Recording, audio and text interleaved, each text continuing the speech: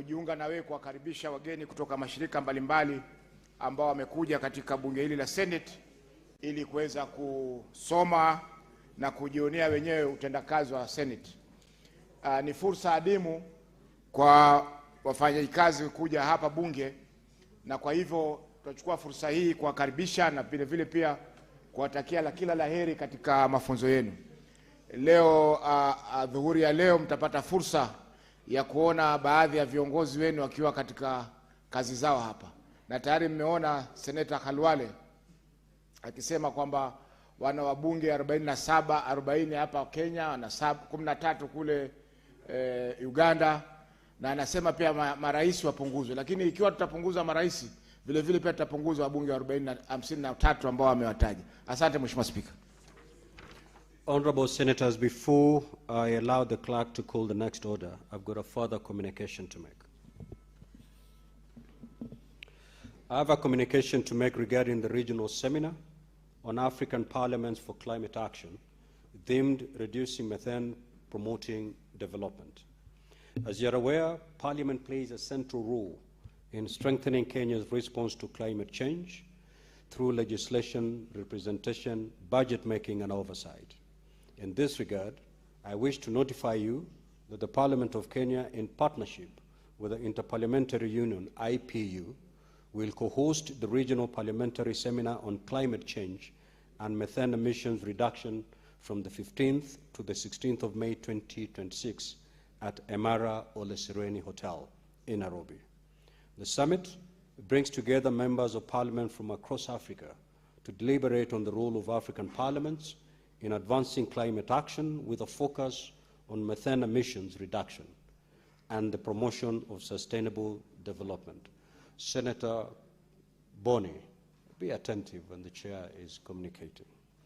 As part of the build-up to the regional seminar, Parliament has scheduled a Parliament media breakfast dialogue on methane emissions in Kenya to be held tomorrow, Thursday, 7th of May 2026, from 7 a.m. to 9:30 a.m. at Parliament Buildings, Nairobi. The breakfast dialogue will serve as a precursor engagement under the broader theme of enhancing public understanding and parliamentary action on methane reduction in Kenya and across the region. It is intended to deepen public understanding on methane emissions, support accurate media reporting, and strengthen collaboration between Parliament, the media, technical experts, and key stakeholders ahead of the regional seminar.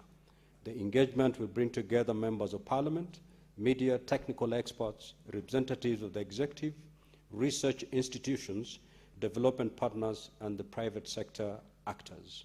Now, Honourable Senators, the program for the breakfast dialogue and the regional seminar will include technical presentations on the global perspective on methane, Kenya's methane profile and inventory systems, research and innovation in methane reduction, and private sector perspectives on sustainable methane management.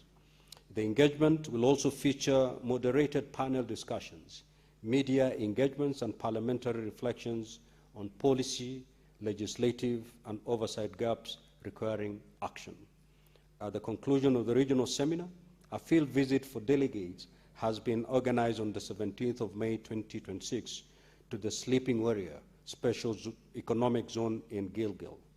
The Special Economic Zone presents a model green energy zone and will provide parliamentarians with an opportunity to appreciate how a zonal approach can increase renewable energy access and why it is important to create an enabling environment for every investment. I therefore urge all honourable senators to note the Parliament media breakfast dialogue scheduled for tomorrow and the regional parliamentary seminar on climate change and methane emissions reduction, and to purpose to participate in these important engagements, which form part of Parliament's continuing climate action agenda and its commitment to promoting sustainable development. I thank you. Next order, clerk. Order number 3, messages. Order number 4, petitions. Order number 5, papers. Order number 6, notices of motion. Order number 7, questions and statements. Now, statements pursuant to Standing Order 53. Senator Faki, with the level of technology we have, you need not shout to catch the speaker's eye, but you may make your intervention. Asante Mheshimiwa Spika. Mheshimiwa Spika, ningeomba kauli kutoka kwako kuhusiana na uendeshaji wa ratiba katika bunge hili. Mheshimiwa Spika, jana alasiri tulipokuwa tuna mjadala kuhusiana na mswada wa kubadilisha sheria ya mihadharati, Mheshimiwa Naibu Spika ambaye ndiye mdhamini wa mswada huo alikuwa ndani ya bunge na akapendekeza mswada huo, na mjadala ulipoanza Mheshimiwa Deputy Speaker alirudi akakaa kwenye kiti cha Speaker. Mheshimiwa Spika, hatuna shida na swala hilo, lakini swala la msingi ni kwamba alikuwa anasimamia mjadala wa mswada wake, na katika sheria za natural justice, Mheshimiwa Spika, unajua mimi naye tunajua kwamba hakuna mtu ambaye anaweza kuwa jaji ama hakimu katika kesi yake, na tunaweza kusema si kesi yake kwa sababu uamuzi utatolewa baadaye, lakini katika fikra na masuala ya usimamizi wa kesi ama usimamizi wa mambo kama haya ya bunge, Mheshimiwa Spika, itakuwa ni kinyume na maadili ya kisheria mtu awe ni msimamizi wa mswada wake ama mpendekezaji wa mswada wake na kisha akae kwenye kiti kusimamia mswada huo. Mheshimiwa Spika, jambo lingine lililojitokeza pia ni kwamba Spika alipata fursa ya kujibu baadhi ya yale mambo ambayo sisi kama maseneta tuliyazungumza wakati yuko katika kiti, swala ambalo lina nyima yule ambaye amependekeza katika mjadala wake au katika maelezo yake yale ambayo angependa pia yeye ajibu kutokana na majibu ambayo ametoka kwenye Spika.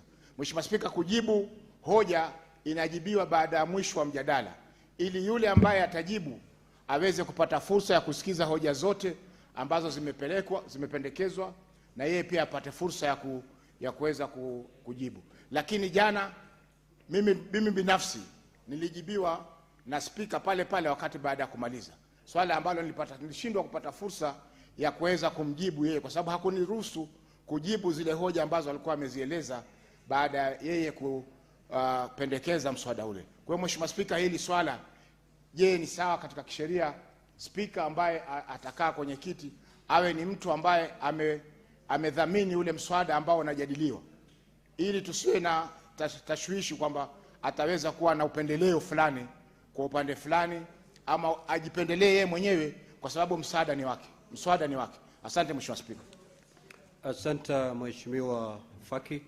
Hilo ni swala nyeti na nitapeana mwelekeo wangu kesho kuhusu hilo swala.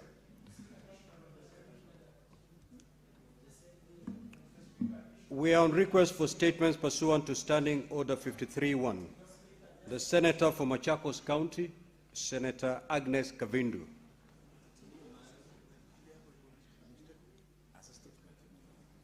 That statement is dropped. Senator Hamida Kibwana.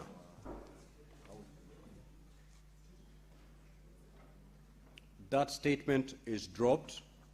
Senator for Kajiado County, the Honorable Seki Lenku Olkana. Thank you, Honorable Speaker.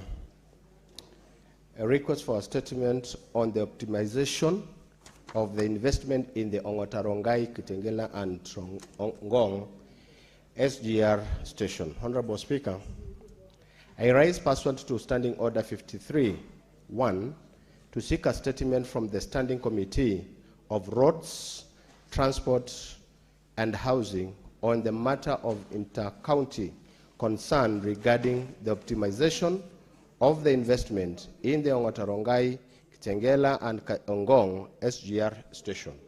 Honorable Speaker, The Ongatorongai Kitengela and Ngong SGR station were established to provide alternative and affordable means of transport in order to decongest Langata and Ngong roads corridor.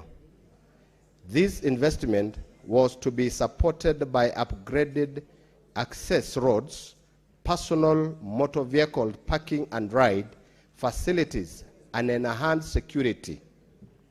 However, the supporting infrastructure remains inadequate and absent, and therefore it's little evidence of the overall objectives of the project being realized.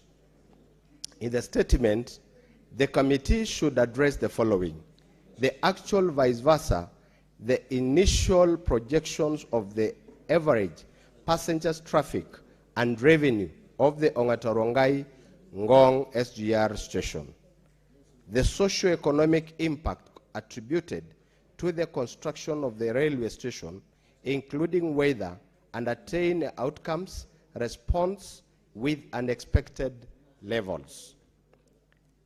The steps being undertaken by the government to improve the supporting infrastructure and enhance accessibility to the railway station, including details of any planned development or rehabilitation of access roads and related amenities, and provision of first and last mile transport options.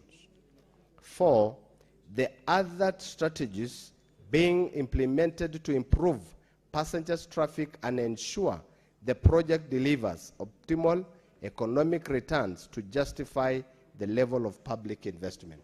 Thank you, Honorable Speaker. No. Senator George Mbugua.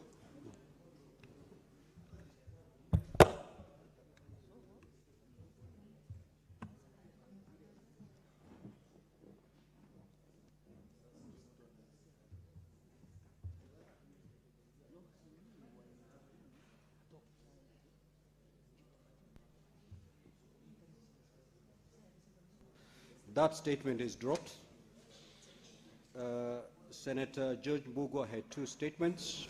Both statements are dropped. Statements pursuant to Standing Order 56-1. The Chairperson, Standing Committee on Agriculture.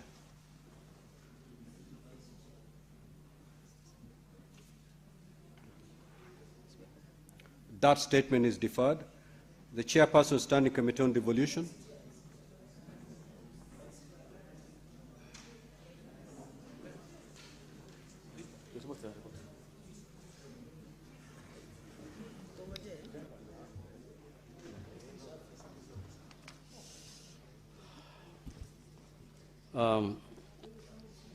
Honorable Speaker,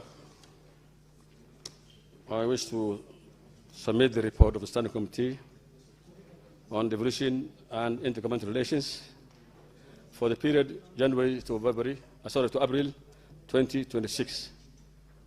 Honorable Speaker, pursuant to Standing Order 561B, I raise pursuant to Standing Order to make a statement on the activity of the Standing Order Committee on Devolution and Intergovernmental Relations for the period said. Honorable Speaker, during this reporting period, the committee has carried out various activities pertaining to its mandate. The committee has transacted the following legislative issues and businesses. A, the committee considered the following 3 bills, which it shall soon be tabling the respective reports before this House. Roman 1, the County Government Laws Amendment Bill 2025, Senate Bill number 14 of 2025. 2, the County Government Amendment Bill 2024, Senate Bill number 39 of 2024. 3, the County Oversight and Accountability Bill 2024, Senate Bill number 3 of 2024. The committee has further processed 4 statements that were sought from the committee. Of the 4 statements, Honorable Speaker, the committee has considered and concluded 1, leaving the 3 statements pending before the committee as a result of, relays coming from the ministries and the ministers who are supposed to come and the other participants.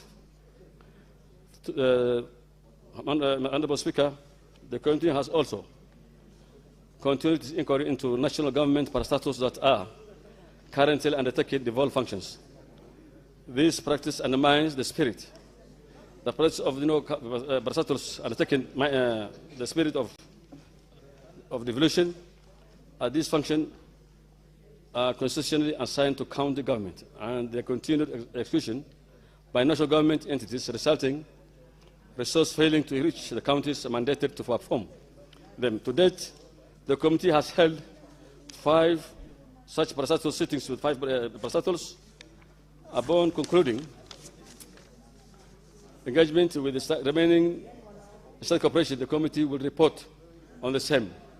Honorable Speaker, on 21st of January 2025, there was a cabinet resolution that was reached by the cabinet for merging and dissolving 42 parastatals. And up to now, the same function has still been performed by the same parastatals, and they have not been merged or taken to the counties. According to the Abdikadi's report, the task force of Abdikadi's parastatal reforms, the 18 that was identified that they should be moved to the counties. Honorable Speaker, to date, no action has been taken. IGRT has tried its best to move those, recommend the parastatals to be moved, the functions to be moved to the counties, but still the same organizations that have been recommended are still getting their budget and still remain at the national level. I think it is high time this House will engage with our counterparts in the National Assembly to stop giving funds to these parastatals that has already been recommended and resolved by the Cabinet.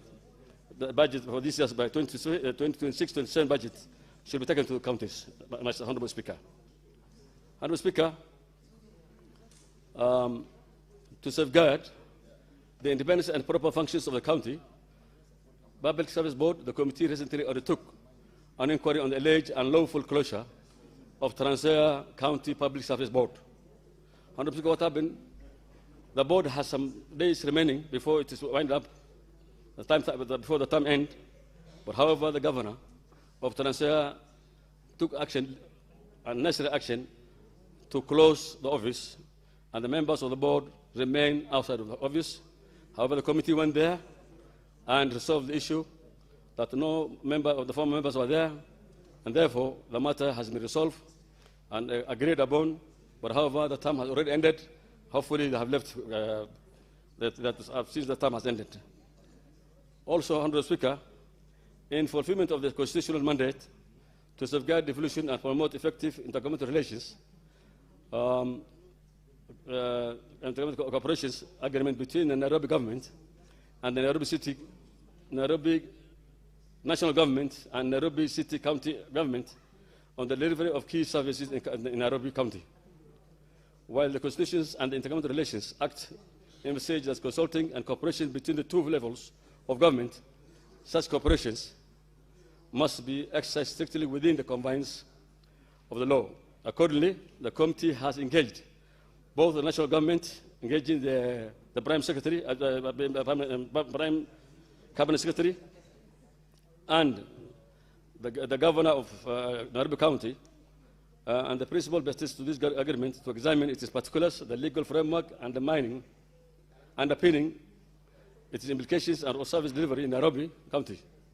The committee is now finalizing the report on this matter, which will be tabled before the House in due course.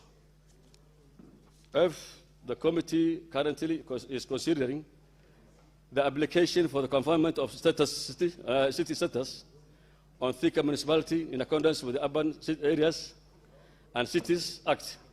In this regard, the committee has undertaken several activities, including engagement with the key stakeholders, namely the governor, the municipal board, the ad hoc committee that was established to review the application. The committee has also conducted public participation through an open hearing to collect and views from the stakeholders and members of the public.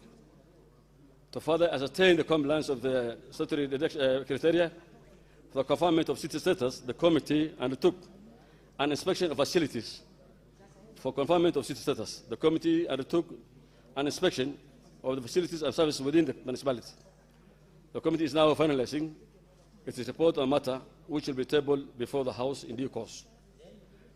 Honourable Speaker, the committee has also considered the 2026-27 budget policy statement and issued a number of recommendations on the key budgetary and fiscal matters affecting the devolution sector. In accordance with the standing orders, the committee's report was duly forwarded to the Standing Committee on Finance and Budget.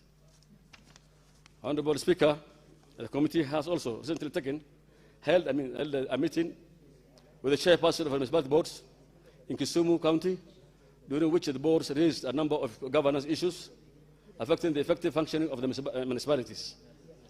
As envisaged under the Urban Areas and Statistics Act, the committee observed that these challenges are not unique to municipalities in Kisumu, but also affects many counties, the city, and in many municipalities across the board. The committee intends to commence a comprehensive inquiry that will engage key stakeholders, including municipality, city boards, county governments, the control of budget, the Auditor General, to establish whether these entities are being governed and operating in accordance with the law. Because there's a lot of challenge, Madam Speaker. Most of the municipalities and the cities, management committees, our management boards are not getting the requested support from the county governments. They are not being given any budget. They are not independent from the counties. And therefore, I think we need to address on serious note on that matter. Honourable Speaker, we plan in future to continue in inquiry into the national government parastatals that are still performing the evolved functions, and take visits to various counties to inspect development projects and install projects that also been implemented by the county governments, because there are so many installed projects that that have not been completed since the start of the inception of devolution. A county like Taita Taveta has almost 100 and something installed projects. I think Turkana, we have solved the problem. There was a problem between the executive and the contractor. The committee actually made efforts, and now Turkana is actually second over the facilities that was installed and is completed. We are also commencing an inquiry into the operations and governance of municipalities and cities. Finally, Honourable Speaker, I wish to appreciate the Office of the Speaker, the Senate, the members of the committee, and the Office of the Clerk for the steadfast support they have accorded to this committee. Thank you, Honourable Speaker. Senator Abbas Mohammed, the Chairman. The Chairperson, Standing Committee on Education. That statement is deferred. Before I allow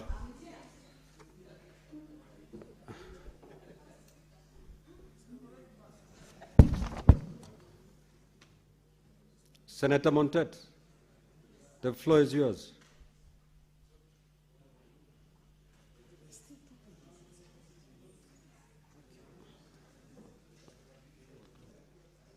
Thank you, Mr. Speaker.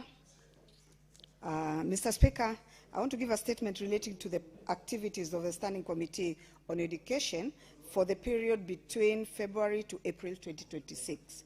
Mr. Speaker, sir, I rise pursuant to Standing Order 56(1)B to make a statement relating to the activities of the Standing Committee on Education covering the period February 2026 to April 2026. Meetings. Mr. Speaker, sir, during the period under review, the committee held 30 sittings, during which various legislative business was considered, including 1 bill and 21 statements. Mr. Speaker, sir, on bills, in the reporting period, the committee considered a bill on the Basic Education Amendment Bill 2023, National Assembly Bill number 59 of 2023. That that provides for inclusion of a sub-county education board. The committee held a public participation hearing on the bill and received 18 submissions from various stakeholders. The committee is currently considering the amendments and will be tabling the report on the bill in the next reporting period.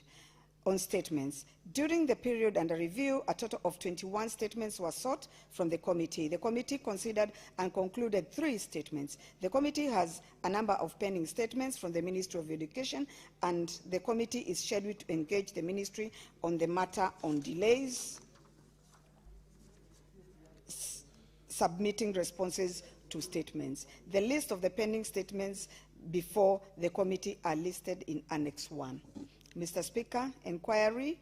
The committee considered the inquiry into the implementation status of early childhood development education, ECDE, and vocational education and training policies, and met with 6 governors of Samburu, Busia, Nairobi, City, Meru, Embu, and Vihiga counties to deliberate on the status of implementation in these counties. County visits. The committee also undertook 4 county oversight and networking engagement, that is in Busia, Uasin Gishu, Trans Nzoia, and Elgeyo Marakwet counties, to acquaint itself on the status of early childhood development education, ECD, and vocational training centers, VTCs, in those counties. Consultative retreat. The committee had a consultative retreat with the Ministry of Education, during which it deliberated on key sectorial issues, including persistent funding shortfalls despite significant allocations, progress and challenges in infrastructure development and the rollout of competence-based curriculum, ongoing reforms to rationalize state corporations and harmonize education laws, deficits in university financing affecting students' progression and challenges in the TVET subsector. Mr. Speaker, sir, follow up on resolutions. In the following up with the state resolution arising from the 2 petitions regarding discrimination in payment of hardship allowance to teachers in Taita Taveta and Kilifi counties, the committee held a meeting with the Ministry of Public Service and Special Programs to deliberate on the status of the matter. Policy interventions. During the reporting period, the committee considered a circular dated 19th January 2026 from the State Department of Basic Education directing the merger of the Diploma in Early Childhood Teacher Education with the Diploma in Primary Teacher Education, DPTE, into the Diploma in Teacher Education, Pre-Primary and Primary, DTE and PP&P.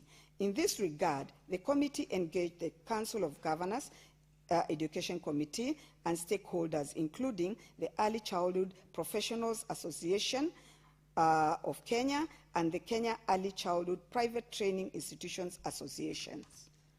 Mr. Speaker, sir, in the next reporting period, the committee says to undertake the following activities: meeting with the Ministry of National Treasury and Economic Planning on timely and adequate release of funds to TVET sector, engage with the Salaries and Remuneration Commission, SRC, on the Ministry of Public Works and Special Programs on continuous review and assurance of advisory on payment of house allowances payable to teachers and public servants following the change in status of towns and municipalities in cities.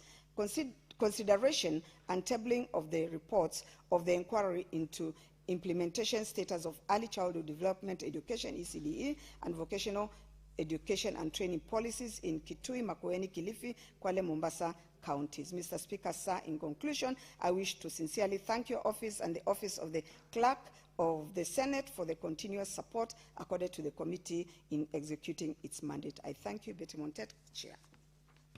Senator Fatuma Dulo.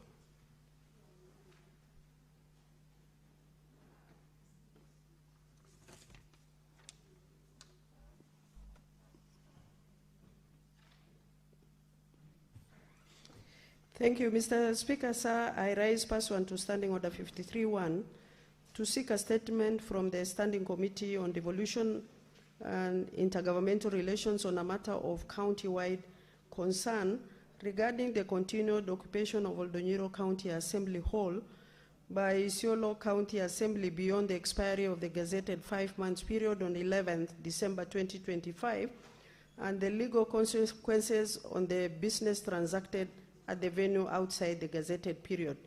Mr. Speaker, Kenya Gazette Notice number 11384 of 11th August 2025 authorized the temporarily relocation of the Isiolo County Assembly sitting to Oldonyiro County Assembly Hall for a fixed period of 5 months, commencing 19th August 2025 and expiring on 11th December 2025 to facilitate renovation of Isiolo County Assembly chambers. The notice was explicit that upon the conclusion of that period, the County Assembly would resume its sitting at the County Assembly chambers. The period has since lapsed. Notwithstanding the expiry of the gazetted period, the County Assembly of Isiolo has continued to conduct assembly business at Oldonyiro County Assembly Hall from 11th December 2025 to date without any renewed gazette notice, fresh resolution, or other lawful authority for such continued occupation. Further, Oldonyiro County Assembly Hall is situated at a significant distance from the majority of Isiolo County residents and members of public. This distance continues to limit citizens' ability to access County Assembly service, particularly participate in assembly proceedings and engage in public participation processes.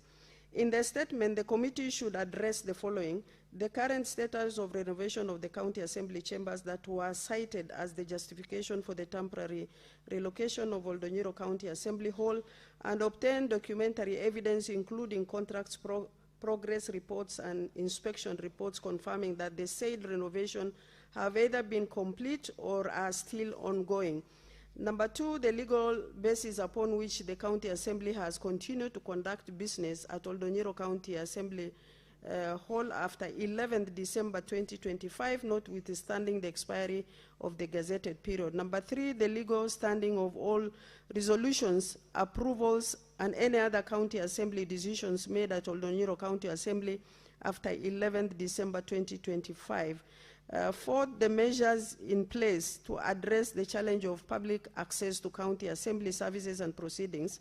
Finally, whether any accountability measures will be taken against the persons responsible for directing and facilitating the continued conduct of the County Assembly business at Oldonyiro County Assembly Hall after 11th December 2025. I thank you, Mr. Speaker. Mr. Speaker, if you may allow me, there was a statement I brought on the floor of the House sometimes back, almost a month. There were about 27 members of County Assembly staff who were laid off and who are not even actually on the payroll up to now. So there's nothing that I have gotten as far as response is concerned. So it's really a very urgent and serious matter. I thank you. Now, honorable senators, before I allow comments on the statements that have been sought, allow me to make this communication.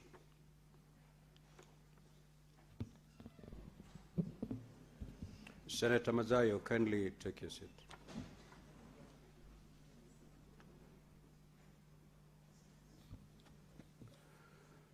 Honorable senators, I'd like to acknowledge the presence in the public gallery this afternoon of a visiting delegation of 10 teachers and 171 students from Milimani Junior School in Nakuru County. The delegation is visiting the Senate for a one-day academic exposition. Now, on behalf of the Senate and on my own behalf, I extend a warm welcome to the delegation and wish them a fruitful visit. I will call upon the Senator for Nakuru County, the Honorable Tabitha, to extend the word of welcome.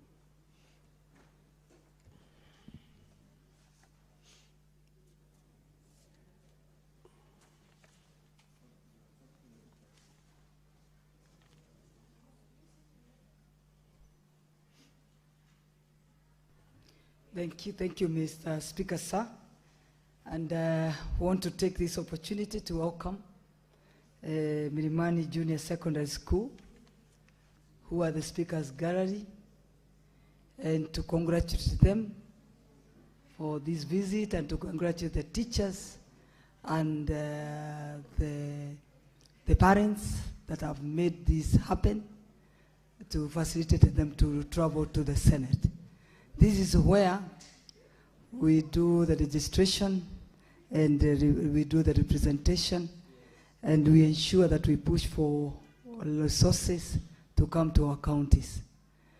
I know, I wish you all the best, and I pray and hope that you learn this visit, will learn a lot, and will prepare you to become the next senators for Nakuru County. Thank you. I'll see you outside there, but I'm very proud to see one of our schools from Nakuru County at the Speaker's Gallery. Thank you. Karibu. Asante. Now, honorable senators, I will allow comments for not more than 15 minutes, and therefore, if you get an opportunity to speak, kindly do so for not more than 3 minutes. The Honorable Senator for Nandi County, Senator Chiranke. Thank you, Mr. Speaker, sir. I want to comment as per Standing Order 56.3 on the statement by Committee on Devolution and Intergovernmental Relations. Mr. Speaker, while I appreciate they have updated that on the issue of stalled projects, but I want to appeal to the committee. Mr. Speaker, at the beginning of this year, we had a pending bill of 163 billion Kenyan shillings. Mr. Speaker, the case of Kioko, for example, in Machakos, underlines that there are 1,000 ways of dying. One of them is having a pending bill with the county government. And Mr. Speaker, you have been a governor and you know this very well, Mr. Speaker. Like Nairobi City County has a pending bill of between 100 to 121 billion. Mombasa County has a pending bill of 4.98 billion. Murang'a County 2.7 billion, where the governor is running around like a headless chicken trying to move from one party to another. Garissa, Mr. Speaker, is the worst with over 6.07 billion Kenyan shillings, Mr. Speaker. And of course, Machakos with 2.8 billion. Mr. Speaker, I would appreciate if the chair, Senator Mahabas, would tell this House, under your guidance, what are they doing to ensure that our businessmen and women in Kilifi, where you come from, in Nandi, in Makueni, in Nairobi, should tell us what really happened, Mr. Speaker, so that 1.163 billion can be paid, Mr. Speaker. And therefore, the issue of stalled projects must and should be handled with care, Mr. Speaker. And I hope, even and finally, Mr. Speaker, on the issue of Education Committee, I didn't hear the chair, Mr. Speaker, sir, saying that there are some statements that have taken too long in the Education Committee. I don't know whether the problem is with the ministry or with the committee. And I wish the chair would be listening to me through you, Mr. Speaker, sir, that a number of statements have taken too long, Mr. Speaker. So, Mr. Speaker, I hope these matters can be addressed by the various committees, Mr. Speaker, and I'm happy today that Arsenal yesterday trashed Atletico Madrid, Mr. Speaker, and the reality of going Budapest. And we hope PSG will be beaten by Bayern Munich today, Mr. Speaker, so that Arsenal can win a cup for the final. Fernande. So, Mr. Speaker, Senator Fernande, you're so irrelevant. I support Totally Mr. irrelevant. Speaker. Senator Manzo. The Speaker must be a Man U fan. Thank you, Mr. Speaker. Mr. Speaker, I would like to comment on the statement by Senator for Kajiado. Mr. Speaker, the SGR is now scheduled to expand to Kisumu. But the plant and the equipment already put in place and the infrastructure for there to be, you know, to transport Kenyans from Gong and also from Kiserian and also from even Konza City, Mr. Speaker, that the whole idea was to ease, you know, traveling to the city and reduce the number of vehicles coming to the city when Kenyans are encouraged to use the SGR or the train, the normal train station, Mr. Speaker. But unfortunately, I don't think the Kenya Railways are utilizing their full potential of transporting, you know, passengers, Kitengela and Syokimau, you see the SGR or even the normal train system, so that many Kenyans can be encouraged to use the train system, Mr. Speaker, as it is in many parts of the world. And I really think this statement is very important. We really want to pin down the Minister in charge of Transport and the CEO in charge of the railways so that they can utilize this opportunity, Mr. Speaker. It's also an opportunity for them to make money and also ease transport and make full utilization of the equipment which is already with the SGR and with the normal rail stations, Mr. Speaker. Mr. Speaker, that's also, that sort of idle infrastructure is a waste to the country. And Mr. Speaker, I think this country should have a culture of completing existing projects before going into new ones, Mr. Speaker. There's nothing wrong going to Kisumu. We all look forward to it. But is it the right timing, and is it going to be properly utilized? Are Kenyans acquiring the culture of using train, Mr. Speaker? And finally, on that particular point, the security of the train system is important, Mr. Speaker. They used to be guarded, there used to be a police section doing it. Nowadays, it seems to have gone slow or not facilitated. Or in Makueni, the SGR goes for 300 kilometers.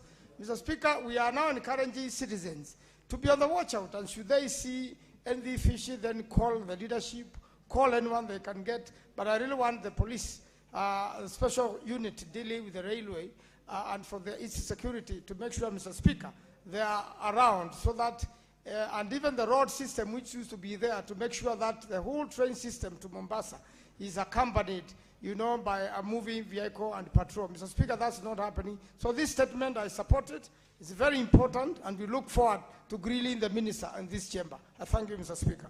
Senator Chute.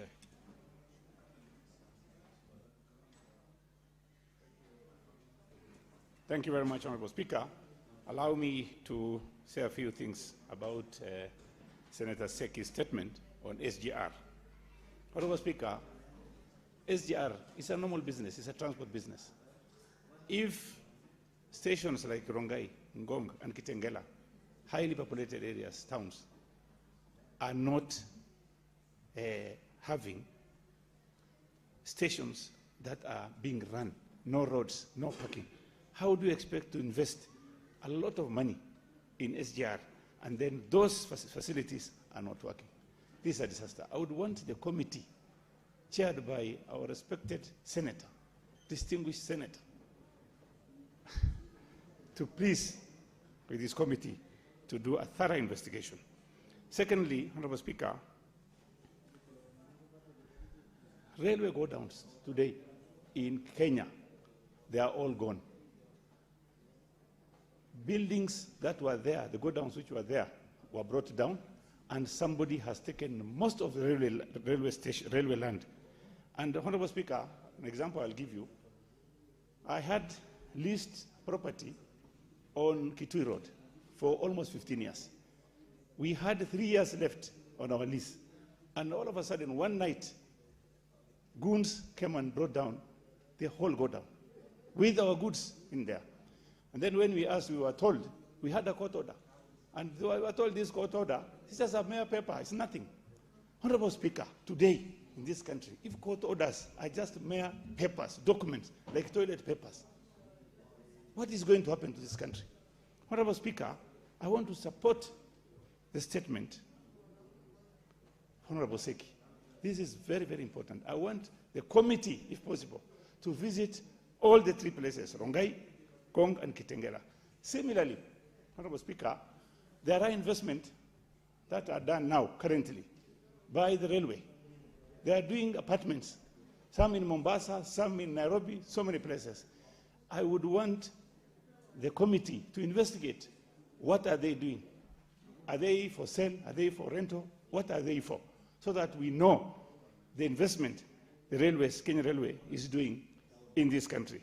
Finally, Honorable Speaker, there are a lot of railway land, and our president is always talking about affordable housing. Why would you give go-downs to individuals under a lease over a lease to individuals who are connected to the government, while affordable houses, multi-story building can be built in those go-downs, those land? So, Honorable Speaker, I would want the committee to investigate even court orders. Senator Okech. Mr. Speaker, I thank you for this opportunity. I wanted to just very quickly commend and comment on the quarterly report that has been issued under this statement hour by the Senator for Wajir, Senator Abbas, in the work that the devolution committee has done. I think, Mr. Speaker, this is very commendable. And Mr. Speaker, if you quickly just scan on some of the concluding remarks that were put here in terms of the committee's future plans, the committee has indicated here that they will undertake to visit the counties to inspect development projects being implemented by county governments. These are very important one, Mr. Speaker, especially looking at what we experienced today in the morning on the issue of KIPES. I wanted to urge the committee to really look at this issue of KIPES, because when the minister appeared here in the morning, he did indicate that most of the counties that they prioritized, the 17 that they have prioritized, they have issued the entire amount, but the counties are not matching these amounts. And Mr. Speaker, if you look at the budgetary allocations in these counties, those monies have been allocated. So it means that there is somebody in the county who is doing serious tender variations. And I think that my county is very notorious, Migori County. I wanted to urge the committee to look at Migori County in terms of the cash that is being developed in Nyatike. The government has released all the money that we have fought for from here, and we have released that money to go to the county, but the portion by the county government never gets to the right hands, or even if it is released, the variations are humongous and are not achieving the purpose. And alongside that, I wanted to urge the committee, Mr. Speaker, to also look at the value for those projects. The second part that I also wanted to just quickly share about here, Mr. Speaker, is the committee wants to commence an inquiry into the operations and governance of municipalities and cities. I wanted to say, Mr. Speaker, that the committee would really benefit from the work we have done for the last 3 years in CPIC. Because in CPIC, we have been able to look at all our urban areas and cities and municipalities. And we've done so many reports that I hope that the committee will depend on, especially on the issues of operational autonomy and the issue of judicial autonomy, and more importantly, the way those boards are operating. Indeed, Mr. Speaker, there has been laxity by the county governments, especially the governors, to allow for that autonomy of those municipalities to take root. So perhaps the committee should focus on how they can give life to the report that the CPIC committee has done in mainstreaming the entire Urban Areas and Cities Act into the functioning of municipalities. I thank you, Mr. Speaker, and I support this report. It's a good one. Thank you. Senator Ogola, Beatrice. Honorable Speaker, I thank you for granting me the opportunity. And Honorable Speaker, I want to start by supporting the statement by the Senator of Kajiado on the issue of the standard gauge railway. Honorable Speaker. Honorable Speaker, when you travel along this country, you see the strain that our roads have all over. You see a lot of heavy trucks moving on the roads, Honorable Speaker, and that is partly why our roads cannot be maintained to the standards, Honorable Speaker. And sometimes even the many trucks on our roads create a lot of traffic jams, Honorable Speaker. And a number of our roads were not initially prepared to the capacity to take care of the heavy loads that we see. It is on this premise, Honorable Speaker, that I support the upgrading of railway lines, but as those upgrades are made, Honorable Speaker, they must be optimized because public funds will have been used in building the railways, Honorable Speaker. Honorable Speaker, along with that, I also want to support the statement by the Committee of Devolution and to speak out something that has been outstanding in counties, Honorable Speaker. In most of our discussions in committees, counties are not meeting their obligations in terms of matching funds, even with partners and even with the national government. Honorable Speaker, on the issue of health, the committee should take note, as the devolution committee, that you look at funding of immunization and you see that there are corresponding funds that are given by donors. But health being a devolved function, Honorable Speaker, the counties must also chip in into their budgets, into giving some monies to support immunization, Honorable Speaker.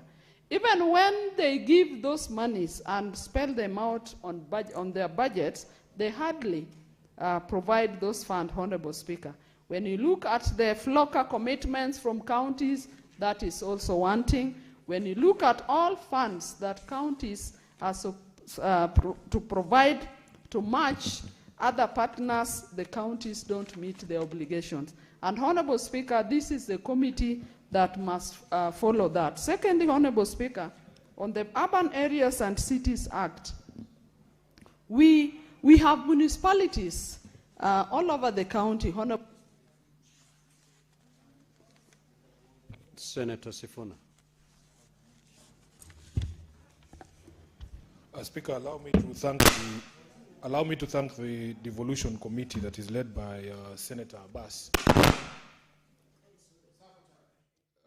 Speaker, I think you need to move my seat at this rate. But the point that I was making is that I am grateful to the committee that is led by Senator Abbas and the members there, specifically Senator Chute, I think, and Catherine Muma.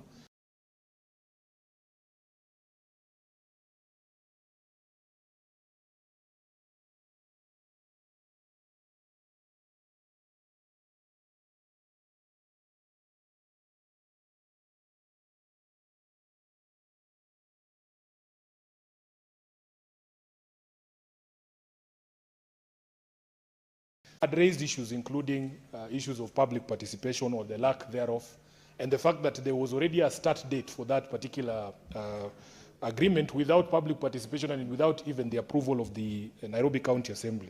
So the problem I have is that you are telling the House that the report will be tabled and that agreement is already being implemented. So I am a bit worried, Honorable Speaker, because I don't know what sort of leverage we have as a House in terms of determining outcomes of certain inquiries. And you can see, Honorable Speaker, that in the report by the committee, they are also saying that the committee has future plans to inquire into national government parastatals that are performing devolved functions. And that was our biggest gripe, Honorable Speaker, because for some of us, reading that agreement, we felt that it was an open or back-ended transfer of functions. And therefore, Honorable Speaker, we objected on the basis of that.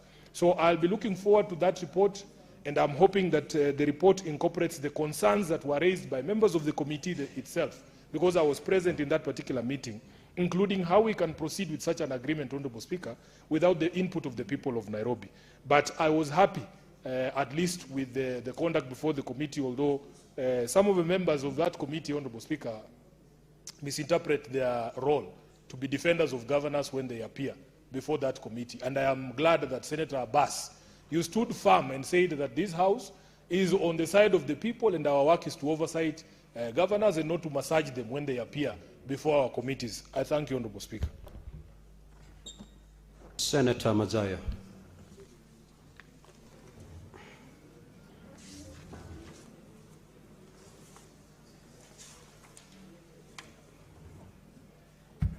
Asante sana, Mstahiki Spika. Mstahiki Spika, pia mimi nataka kujiunga na taarifa hii iliyoletwa hapa na seneta wa Kajiado, ndugu yangu Seki. Cha kwanza ni kwamba, Spika, tunaona kwamba maendeleo tokea uhuru patikane hivi sasa imefikia miaka mingi, zaidi ya nusu karne. Na tumeona maendeleo ya gari la moshi mpaka sasa tumefika hii ya SGR, ikiwa kwa upande mmoja, ilhali kwamba katika historia ni kwamba gari la moshi lilianzia Mombasa likaenda mpaka Kisumu na huko kwingine pia kukafaidika. Lakini hatuwezi kuelewa ni kwa sababu gani barabara hiyo imetengenezwa kwa sababu ya gari ya moshi. Lakini sisi pia, watu wanaoketi sehemu za chini kule kulikoanzia, pia ingekuwa swala kama hili limezingatiwa, ya kwamba kunatakana kuwe na gari ya moshi ambayo inaweza kutoka sehemu kama za pale ilipo pale station hapo Mombasa na kuelekea mpaka pengine karibu na Kilifi ama ikiwa haitafika lakini ifike mahali kama vipingo, ili watu wa kule pia waweze kufaidi na waweze kuona hali ya uchumi na maendeleo yanayopatikana ndani ya Kenya. Ni jambo la aibu sana, Bwana Spika, nikisema ya kwamba ukiwa unasafiri kutoka Mombasa, ikiwa unakuja mpaka Mtwapa na hatimaye uende Kikambala na uende mpaka Vipingo, utaona kwamba unamaliza masaa karibu 4 watu wanaotoka kazini. Inakuwa traffic jam kubwa. Lakini kama ingekuwa jambo kama hili linaweza kuwa focused ama linaweza kuangaliwa kwa kina, basi watu badala ya kuwa na msukumano wa magari mengi ama matatu nyingi zinazokwenda mpaka Kikambala na Kilifi, ingekuwa hazifiki town, zinabaki kama Kikambala ile kuweza kuchukua wale watu na kuwapeleka Kilifi. Kwa hiyo mimi naona ya kwamba statement kama hii ni nzuri, lakini utanganyo wa watu ingekuwa bora zaidi ikiwa nao sehemu kama hiyo inaweza kuangaliwa vizuri ili kuweza kuimprove ile passenger network. Asante, Mr. Speaker. Senator Fatuma Dulo. Thank you, Mr. Speaker. When I was on the floor of the House, I requested if you can assist in giving direction on the issue of staff laid off the county assembly, because they are really suffering, and it's an urgent matter. For almost 7 months, they are out in the cold. Thank you. Now, Clerk, take note of that. That statement was requested a while ago.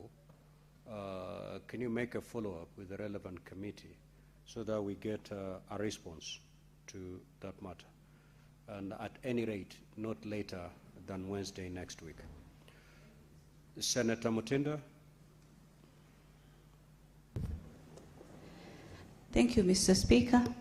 And I rise to support the statement by the Senator of Kajiado, Senator Seki. He's one of the senators who's very passionate when it comes to matters Kajiado County. Today I've seen how he's been able to engage with the Minister for Energy on compensation matters. And now on the floor of this House, Mr. Speaker, on the issue as to why the Ministry of Transport has not taken time to ensure that there is accessibility of traders and other Kenyans within that county to be able to access the SGR facilities, the SGR amenities like the shops that have been put in place that should be generating revenue, not only to the company itself, but also benefiting the people of Kajiado County, Mr. Speaker. Mr. Speaker, you know, as much as some of these projects are governmental projects, there has been a wrong mentality in this country whereby when something is for the government, then it's not really utilized to its maximum level in terms of maximization of revenue, and at the same time giving services maximally to its people within its environs, Mr. Speaker. I would want to urge, as I support the statement of Senator Seki, that the Minister for Transport should be able to quicken and fast track by sending his team to the ground to ensure that accessibility is given. And this cuts across many other public and governmental infrastructures that have been put in place. We've seen infrastructures that are there. Payments have been done already, handovers have been done, but at times nothing is working because one institution or the other institution has not been able to provide what needs to be provided. For this case, accessibility is very, very key. Thank you, Mr. Speaker. Now, honorable senators, allow me to rearrange today's order paper pursuant to Standing Order 45-2, so that we move to order number 17 and thereafter resume the normal flow as contained in today's order paper. Clerk, kindly proceed to call that order. Order number 17, the Equalization Fund Appropriation Bill, National Assembly Bills number 21, of 2025. Second reading. The Senate Majority Leader.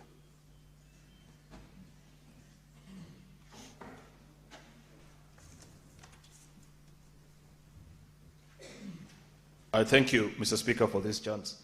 Mr. Speaker, I beg to move that the Equalization Fund Appropriation Bill, National Assembly Bill number 21 of 2025, be now read a second time. Mr. Speaker, this is rather embarrassing because today is 6th of May, 2026. We are basically 1 month and 24 days to the end of the financial year. And this is when we are considering Equalization Fund for 2025-2026. It's very shameful, I must agree, Mr. Speaker, because honestly, it was not out of idleness that the people of Kenya included Article 204 into our constitution.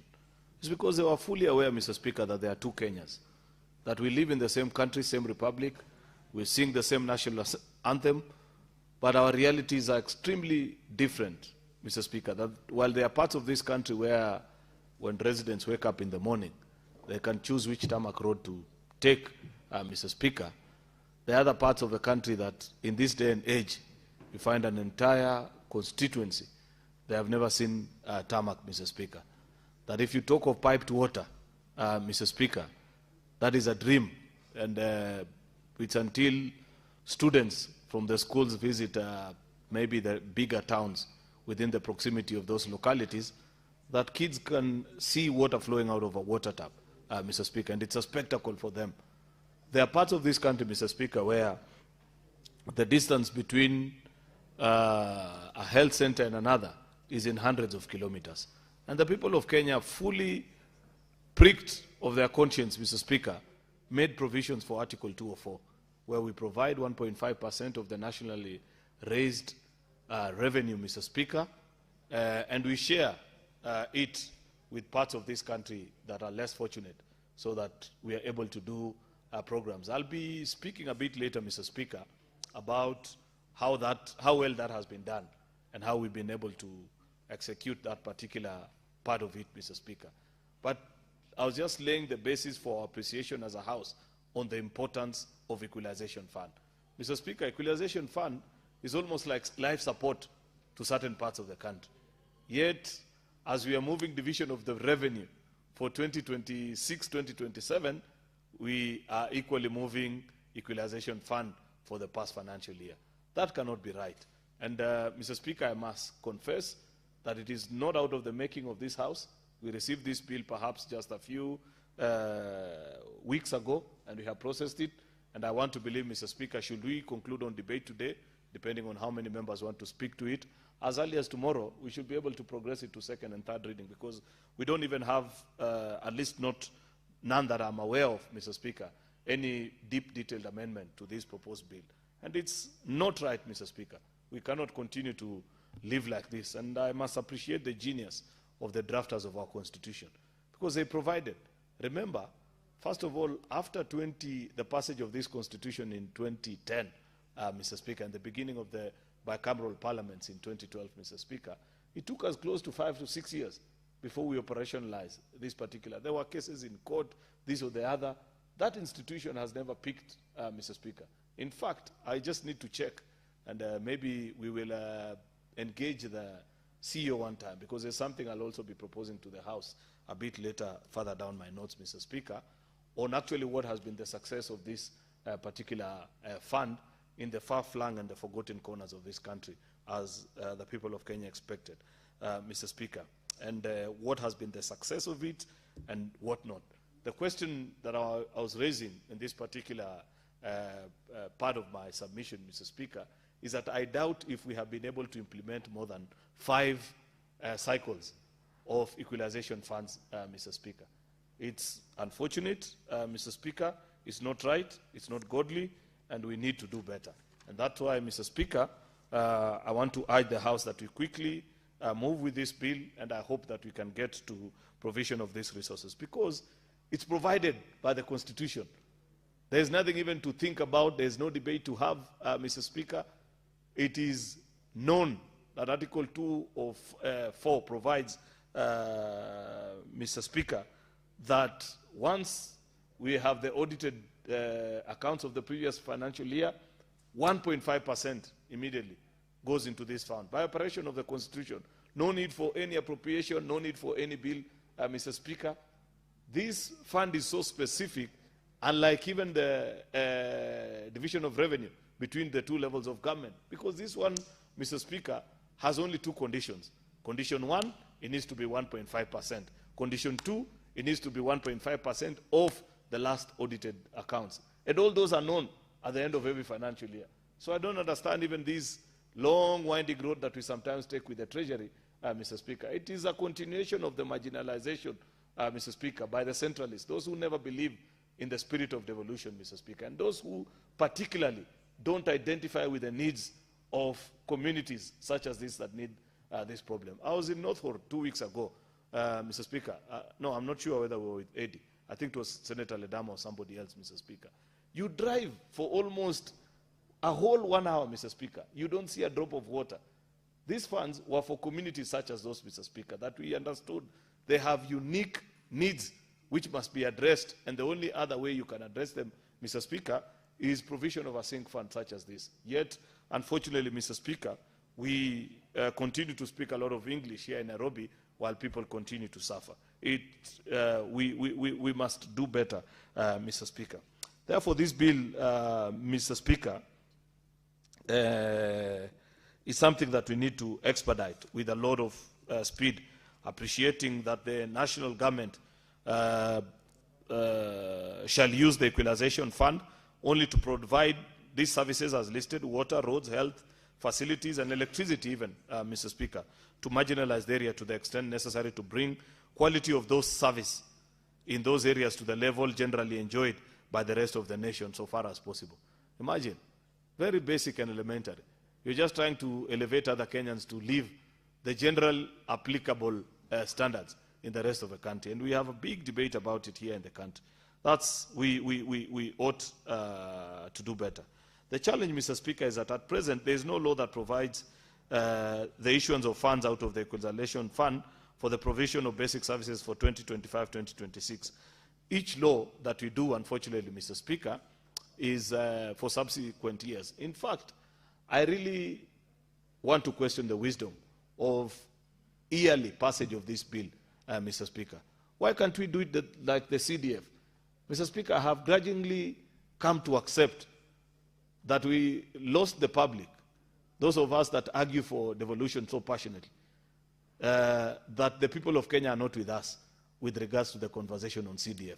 And there's a reason to it, Mr. Speaker. Part of the reason why each time there's a conversation on CDF, you'll find that members of the public will agree and say, at least that one, we identify with it and we want to see more of such funds, Mr. Speaker, is that its utilization is stratified. It is known. There's very little that members of the National Assembly have to do, much as they take pride as patrons of the things. It is known that you can only spend up to 2.5% on this particular budget item. You can spend up to this particular item on bursary, this one on infrastructure development, Mr. Speaker. And therefore, when you devolve funds into such a small unit as a constituency, Mr. Speaker, and you stratify its usage so that it's known how you can use, and you develop the amount, Mr. Speaker, such that you don't have to pass an yearly bill such as this, such that if it delays, you can get to May without giving the National Law on Equalization Fund, Mr. Speaker, then that law will be popular. It's because if you walk to every village in this country, citizens can identify and they can point to you and say, this particular school, this particular hall, this particular this was built by the national government constituency development fund. And we must find ways, Mr. Speaker, of developing the equalization funds along those lines so that this process or this particular desire to pass a law on a yearly basis, Mr. Speaker, becomes a thing of the past. Though the amounts vary and differ, Mr. Speaker, we can pass a formula for the same. In fact, there exists a formula on how these funds are distributed, guided and developed in partnership with the Commission for Revenue Allocation, Mr. Speaker, as such that immediately will be done with these particular funds, it will be known. And I like the fact that the equalization fund board, Mr. Speaker, has actually broken down this into ward level. It's not even about counties anymore. That they did a study on the most marginalized wards in the country and provided the needs that exist therein. And there is a process through which members of the public are engaged. They are informed that this is the applicable rates or amounts that are available for yourselves, and they can go ahead and implement this project. I'd wish that one day, Mr. Speaker, we get to engage also with this board, the Equalization Fund Board, Mr. Speaker, so that they can do a report to us as Parliament also, particularly us in the Senate, Mr. Speaker, to appreciate the projects that they have been successful in overseeing and ensuring that it's properly implemented. The biggest threat that devolution continues to face today, if you go to any county, from here in Nairobi all the way to Tana River, Kericho, whichever part of the country, Mr. Speaker, is the fact that people consistently complain that it takes inordinately long before a county government can complete one simple project. That you begin this particular project, you set out, you do the groundbreaking, you do it on budget and on time, Mr. Speaker. I don't know how we are ever going to resolve that particular issue. The day we shall crack that particular matter, Mr. Speaker, devolution will begin to sink deeper into the hearts of our people, and people will appreciate. People yearn, people cry for more resources, Mr. Speaker. But the bigger challenge that we have, even us as senators, is that many times citizens ask and say, Mr. Senator, you proudly tell us that you have devolved 8, 9, 10, whatever number of billions of shillings. Can you show me how it fits into this particular county? And so long as there is no complete project, so long as it is an array of a building that is at 60%, a bridge that is on 20%, Mr. Speaker, another hospital that is at 70%, it will never make sense to people, Mr. Speaker. In fact, the ultimate measure, Mr. Speaker, of a good manager of resources, a good governor, a good county government, Mr. Speaker, should be measured by projects that begin from start to completion on budget and on time, Mr. Speaker. That if a county governor is able to point out at the very least 5 to 10 projects that they have begun and completed, forget about roads. That is not a project, Mr. Speaker, because that is just grading and doing this or the other. I am talking, Mr. Speaker, about projects that are complex in its implementation, either a hospital, an ECD, Mr. Speaker, things which people can identify and say, this one, it began on this particular date, and by such and such a date, Mr. Speaker, we had completed that particular project. If you go around your county, and I can identify so many in each of our counties, Mr. Speaker, it is littered by projects that were begun in the first cycle of county governments from 2013. In fact, Mr. Speaker, the same way we have done a study on, what are they called, these bills that haven't been paid, pending bills, Mr. Speaker, we need to do also evaluation of stalled projects. It will shock the country across our county. Projects where county money was put, but up to date has never been completed. It has taken longer than usual, Mr. Speaker, and therefore citizens continue to lose resources, Mr. Speaker. That will be unfortunate. And this is what I'm arguing against in this particular bill, and hoping that Equalization Fund Board can actually one day be able to demonstrate to this House that out of the funds that you've set aside, this is what we've implemented in all these particular counties, Mr. Speaker. That will be our place of pride. Therefore, Mr. Speaker, that is a long and short of this particular bill. Provision for the provision of basic services for all this 2025 and 2026. Once this bill is passed, Mr. Speaker, it will ensure that the funds are allocated, are issued and utilized for provision of services to marginalized area as contemplated under Article 204.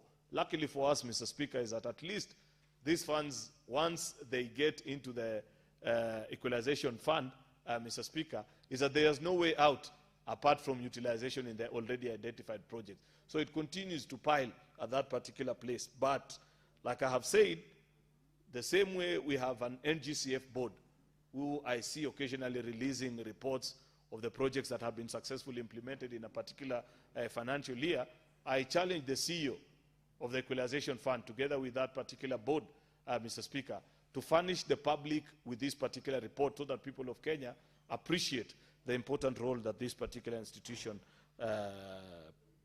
plays Otherwise, Mr. Speaker, I don't want to speak for so long on a very simple topic, which I hope we can complete in the shortest time possible. With those many remarks, Mr. Speaker, I beg to move and request the member of the Budget and Finance Committee, the Senator for Migori, Senator Eddie Okech, to second. I thank you, Mr. Speaker.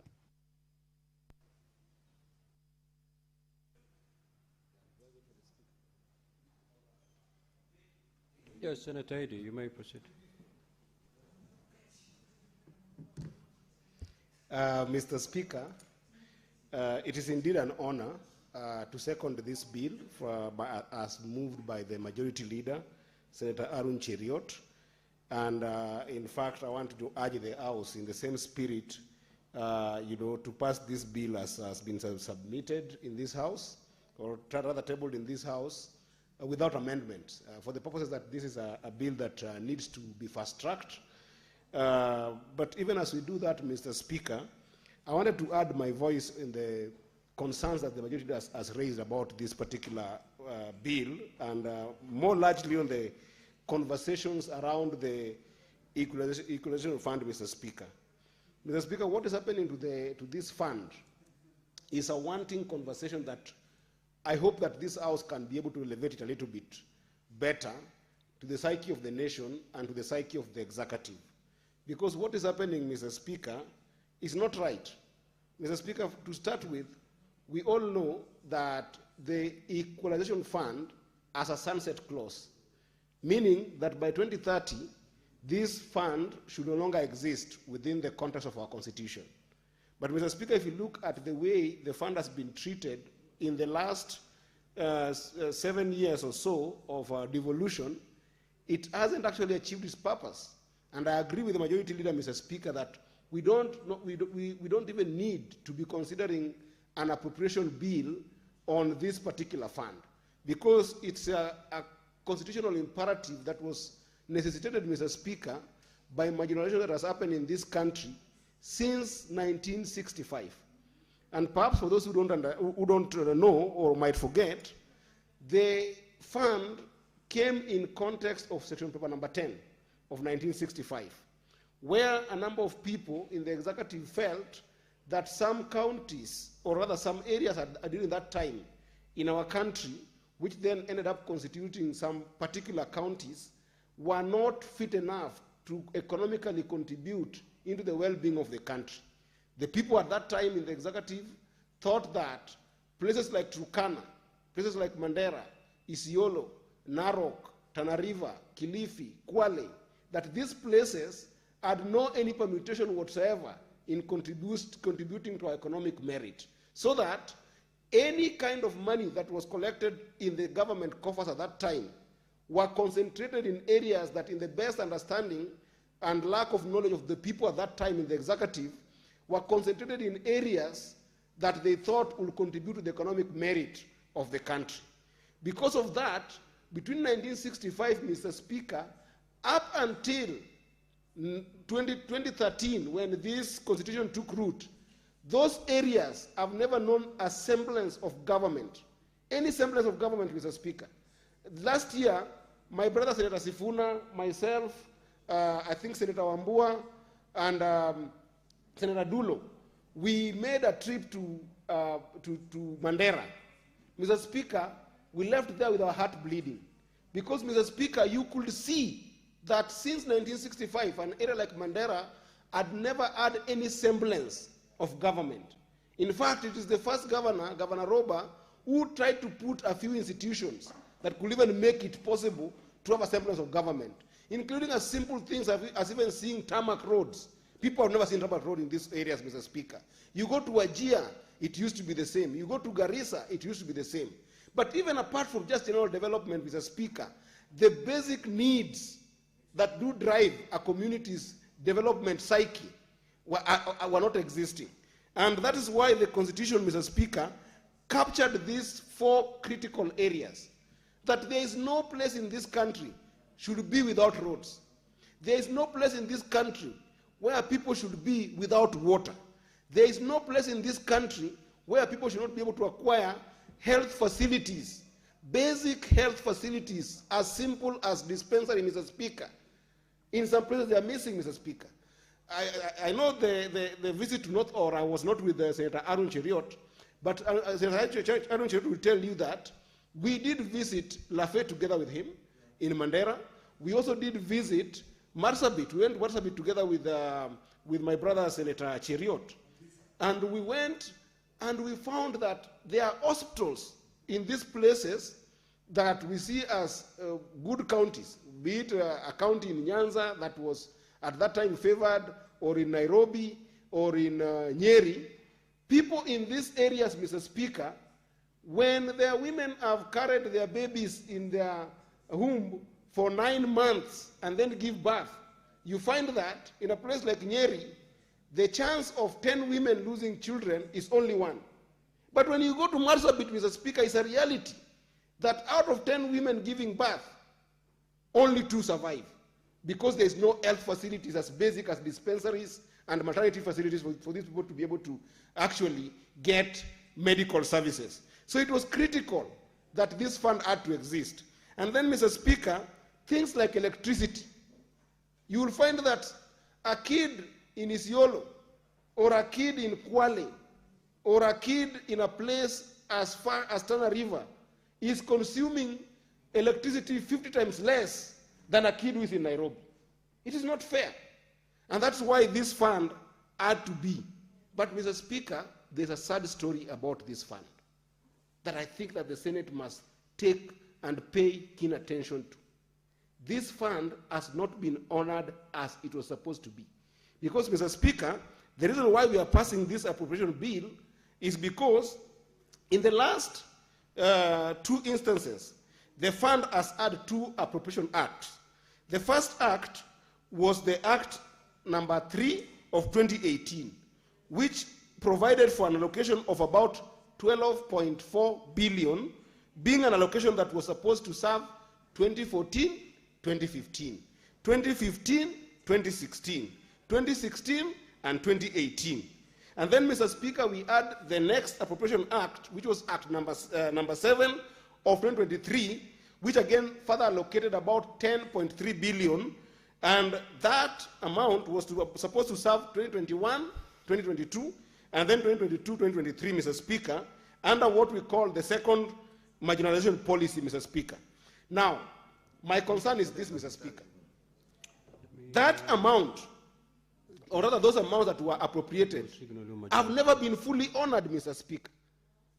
The Treasury has never given out this money, and the excuse is what we are working on right now, that there is no legal framework for this. Mr. Speaker, just take note that under the first marginalization policy, and again, for the understanding of the nation, the marginalization policies that have been developed are being developed by CRA to be able to come with the best possible framework under Article 217 that can be able to ensure that the marginalization that has happened and discrimination that has happened along the issues of roads, water, health, and electricity are well captured in the country. So the first marginalization policy, Mr. Speaker, was only inclusive of 14 counties. Some of them I've mentioned. But the second marginalization policy, Mr. Speaker, was more elaborate, more scientific, that sought to actually look at the issue of marginalization in the entire country to the extent that it included now 34 counties in total, an improvement from 14 counties. It further went into the wards and identified 366 of these wards, and further went to look at sub-counties, sub-locations, a total of 1,424 sub-locations, Mr. Speaker.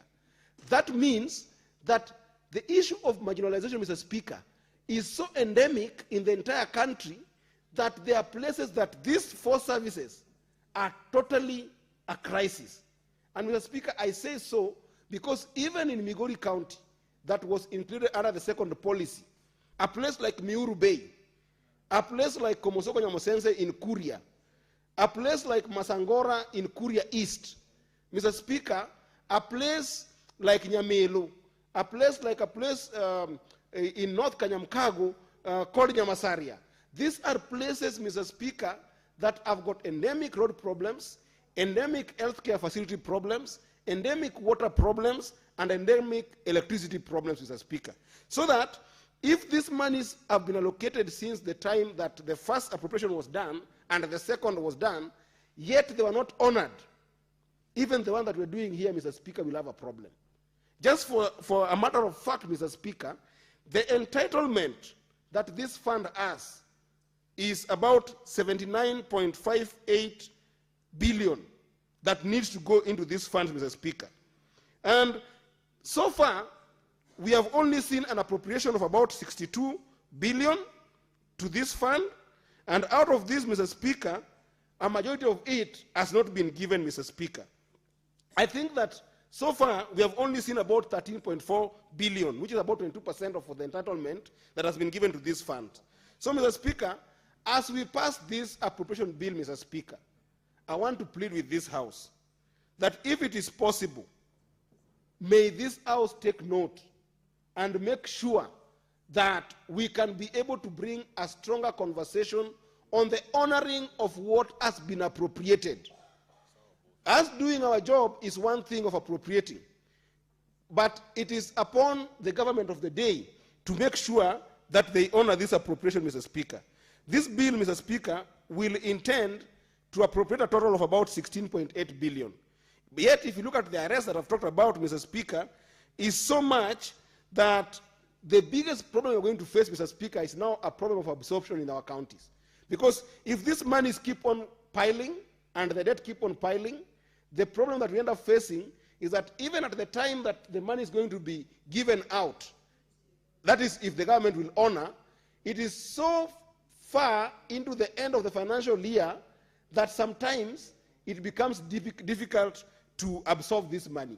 And we have seen this at time without number when monies are even delayed to go to the counties, although this one is being implemented under a different structure in the National Treasury together with the provisional administration that we used to have, Mr. Speaker. It is important that we push so hard that these appropriations are honored.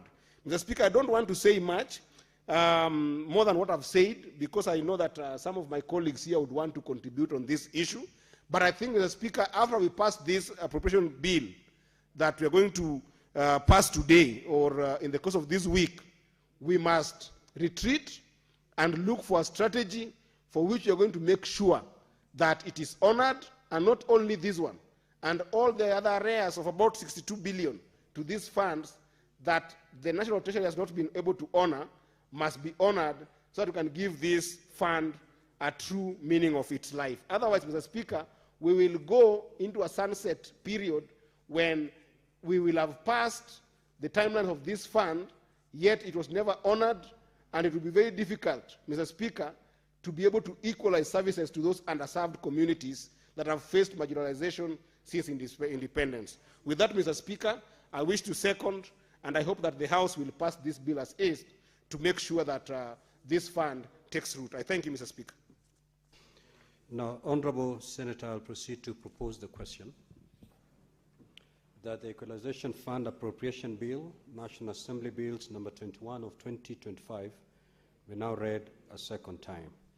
Now, the floor is open for debate. However, before we proceed, yes, Majority Leader.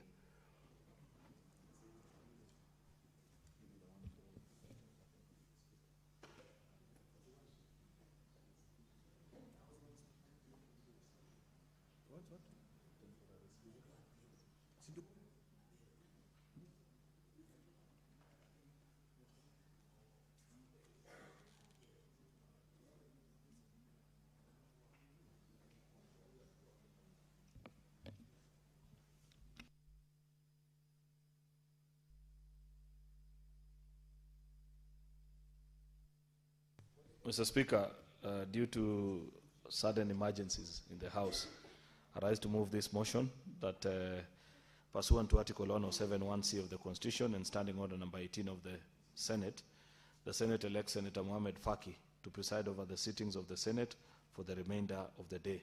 Mr. Speaker, I beg to move and request Senator MATIANG'I to second.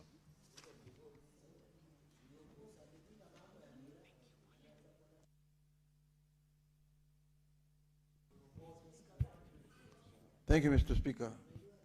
I second.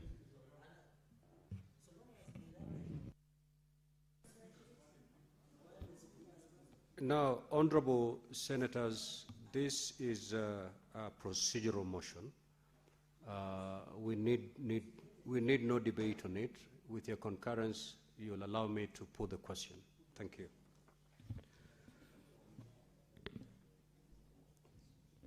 Which is that pursuant to Article 107, 1C of the Constitution and Standing Order number 18, the Senate elects Senator Mwenyehaji Faki, Senator from Mombasa, to preside over the sittings of the Senate for the remainder of the day.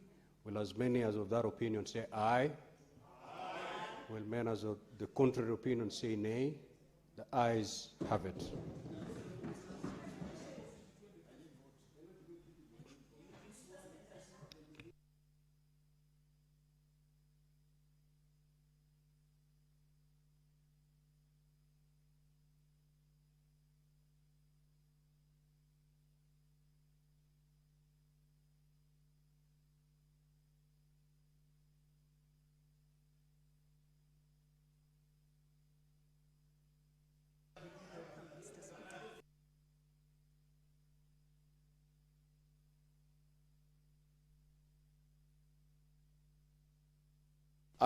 Now the question has been proposed. I can see on my list here, the first is Senator Edwin Sifuna, Senator for Nairobi. It's here. Order, the distinguished Senator for Nandi. Throw him out. Honorable Speaker, I thank you for the opportunity to be able to contribute to this bill.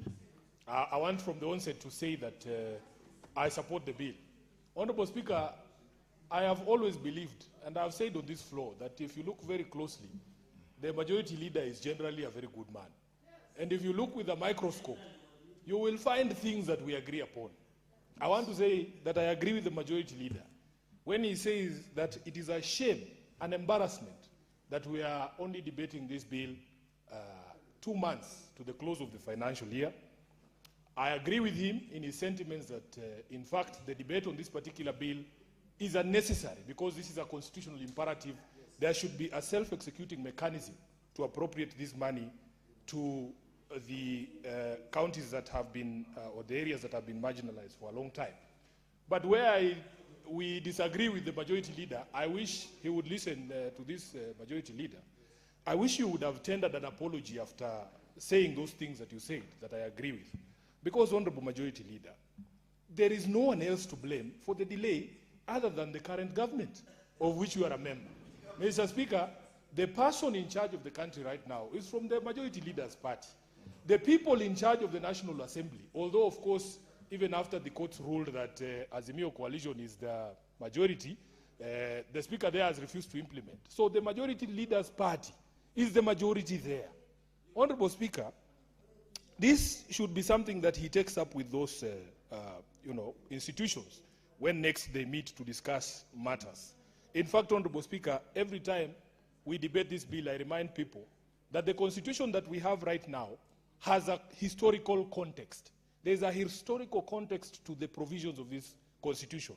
There is a reason why, Honorable Speaker, my favorite part of the constitution these days is actually the preamble of the constitution, because it gives background to why we gave ourselves this constitution. There was a life we used to live that we decided we were going to stop living. There are things that used to happen under previous regimes that we wanted to put an end to. There are things that never used to happen that we wanted to happen. And Speaker, allow me to just point out 2 things in that preamble. First of all, we recognize the pride of the Kenyan people in our ethnic, cultural, and religious diversity. And we said here that we are determined to live in peace and unity as one indivisible sovereign nation. The reason I start there, Honorable Speaker, is because of the traditional marginalization of certain areas. You go to these areas and people don't consider themselves part of Kenya. And that is why, Honorable Speaker, it is important for the preamble to recognize our diversity in that manner and to state categorically that we are indivisible, one indivisible sovereign nation. Then, Honorable Speaker, my current favorite is the values with which Kenyans wanted to be governed. I have argued in other fora that, in fact, the manifesto of the government we wanted is already here in the constitution. You don't need to do anything else. There is a guide. Kenyans wanted a government based on 6 essential values. And the first one is human rights, equality, freedom, democracy, social justice, and the rule of law. There are 2 that I want to point out, Mr. Speaker, that are relevant to the bill that we're discussing today, and it's equality, social justice, Honorable Speaker, that a society has to take care of all of us, or all of its members. Article 204 of the Constitution, Honorable Speaker, must be seen in that context, that there are places that because of our previous politics, Honorable Speaker, it became necessary for us to say, this is not right. And because of those values of equality, we then gave ourselves Article 204. And Article 204 is such a base requirement. I mean, it was just, I don't know how I can put it, because the language itself will tell you that Kenyans were setting an extremely low bar. And if you read, it says that the purpose of this fund is to bring the quality of services in those areas to a level generally enjoyed by the rest of the nation. When they said the rest of the nation, Honorable Speaker, they had an area of Kenya in mind. What is the rest of the nation? And who are these that were so far behind that they were not considered the rest of the nation? And that is the question we must ask ourselves. And that is why some of us had problems, Mr. Speaker, with this introduction of other areas also claiming to be marginalized. When, Honorable Speaker, the purpose of the Equalization Fund, we knew when we were saying marginalized areas, who those marginalized areas are. So it just was meant to lift the standard of these 4 basic services: water, roads, health, and electricity, Honorable Speaker, to the level generally enjoyed by other people.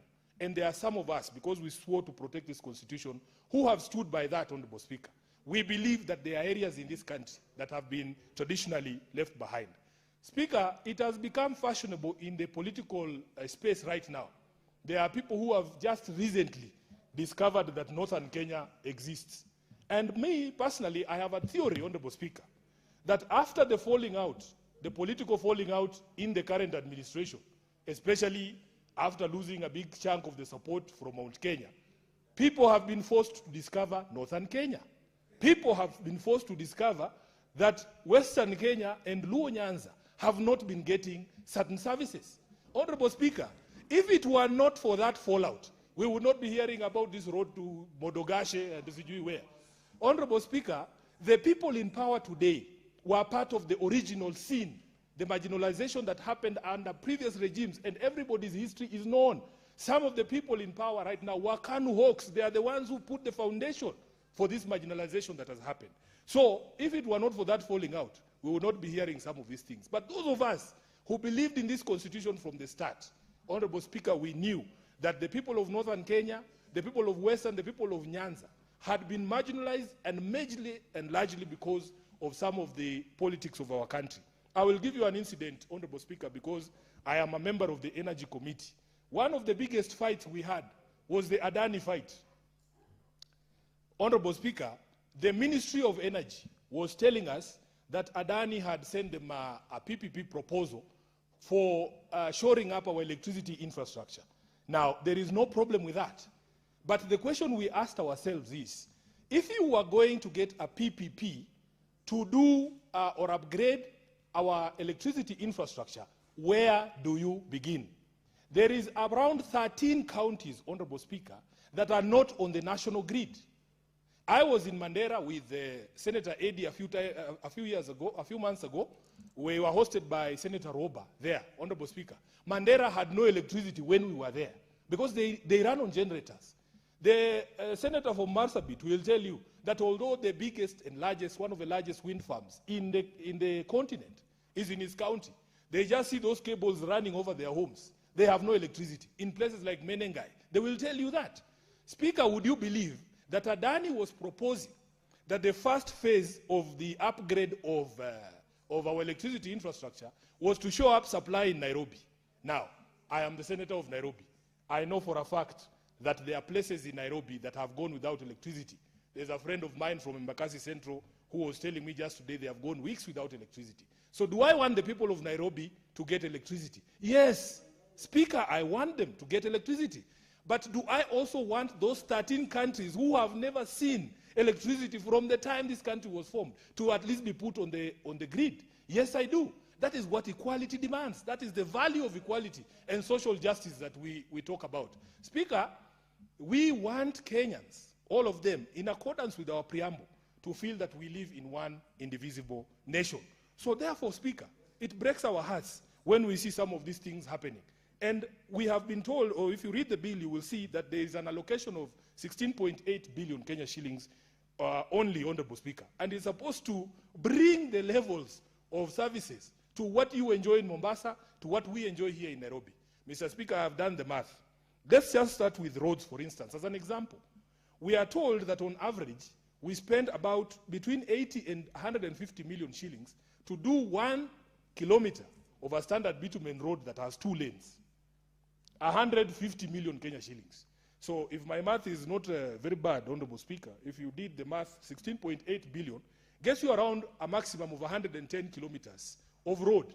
If we decided to put the entire equalization fund into one road, it will only be 110 kilometers, Senator Khalwale. Are we really being honest about the implementation of this fund?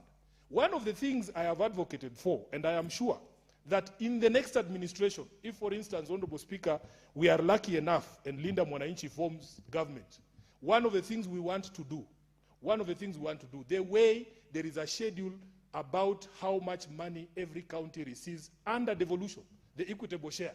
We want 47 counties. We want to see in those 47 counties how much each county receives from the national revenue. Because that is the one thing we are never told. It is possible, Honorable Speaker, that there is accumulation of government expenditure in certain areas because of certain things, and especially because of political expediency. So, Speaker, one of the things I want to promise here is that once we form government as Linda Mwananchi, Mr. Speaker, we will be publishing. Mandera must know how much of the national government resources have been utilized there. When we went to Mandera, Speaker, we complained about the state of the airport there. Speaker, one of the busiest airports in Kenya has no tarmac. And you go to certain counties, I don't want to mention them, but I did mention them in Mandera. There is 2 airports within 5 kilometers of each other. It is just unconscionable. And to prove our point, Speaker, just recently, there was an accident at Mandera Airport. We are waiting for people to die so that we can build an airport in Mandera. Speaker, this issue is a serious issue, and I want us to be honest about it. In fact, one of the things I get asked every day is... point of information. On what? What?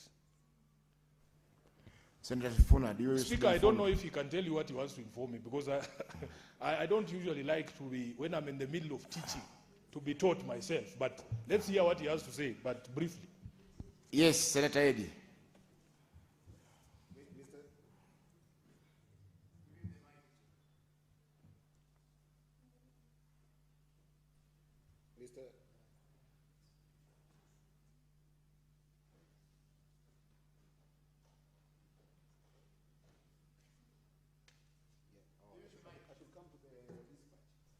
I will come. Mr. Speaker, Senator Sifuna has alluded to something very important, which I also had talked about, but I need to inform you on something here.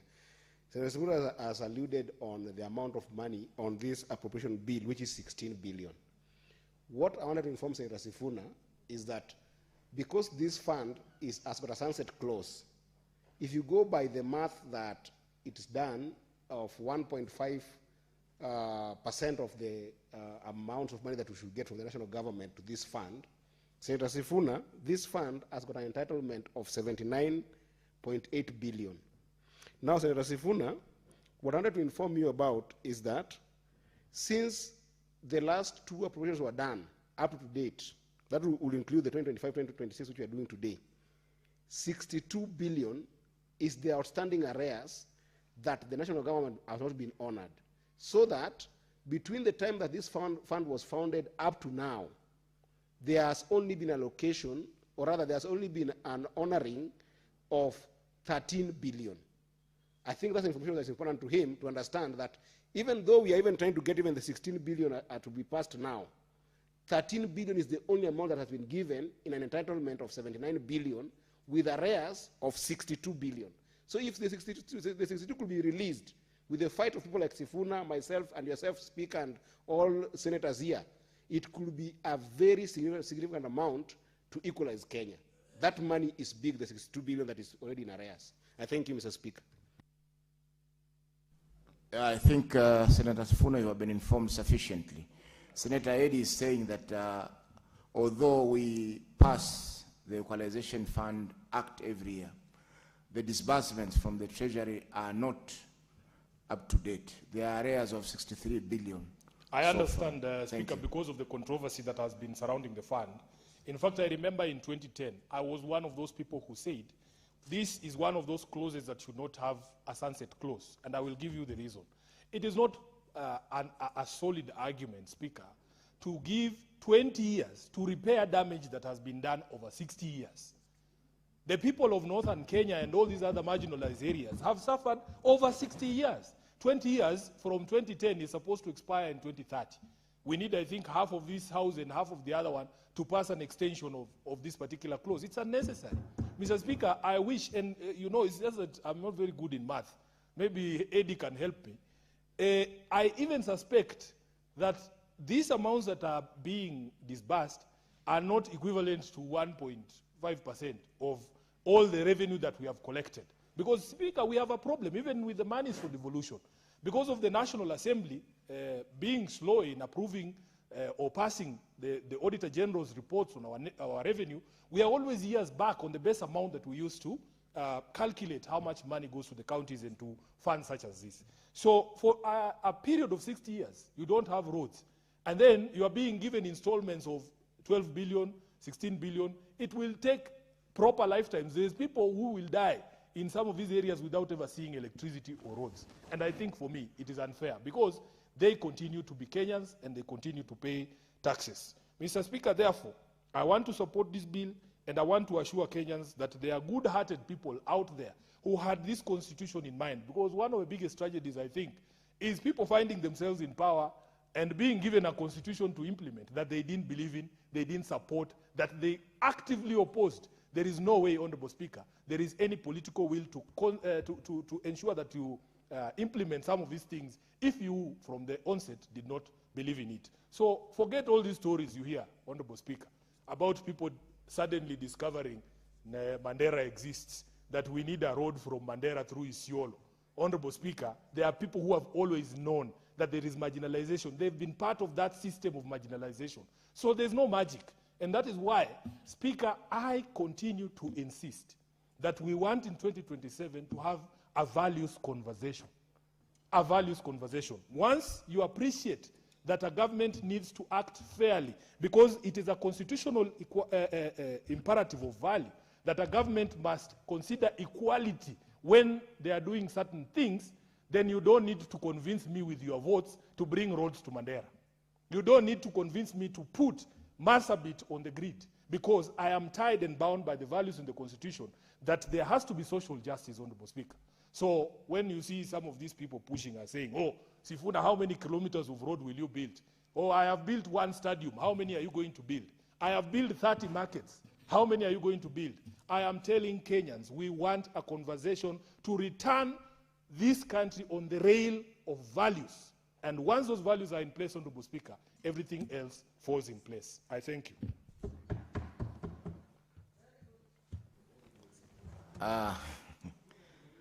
Senator Khalwale.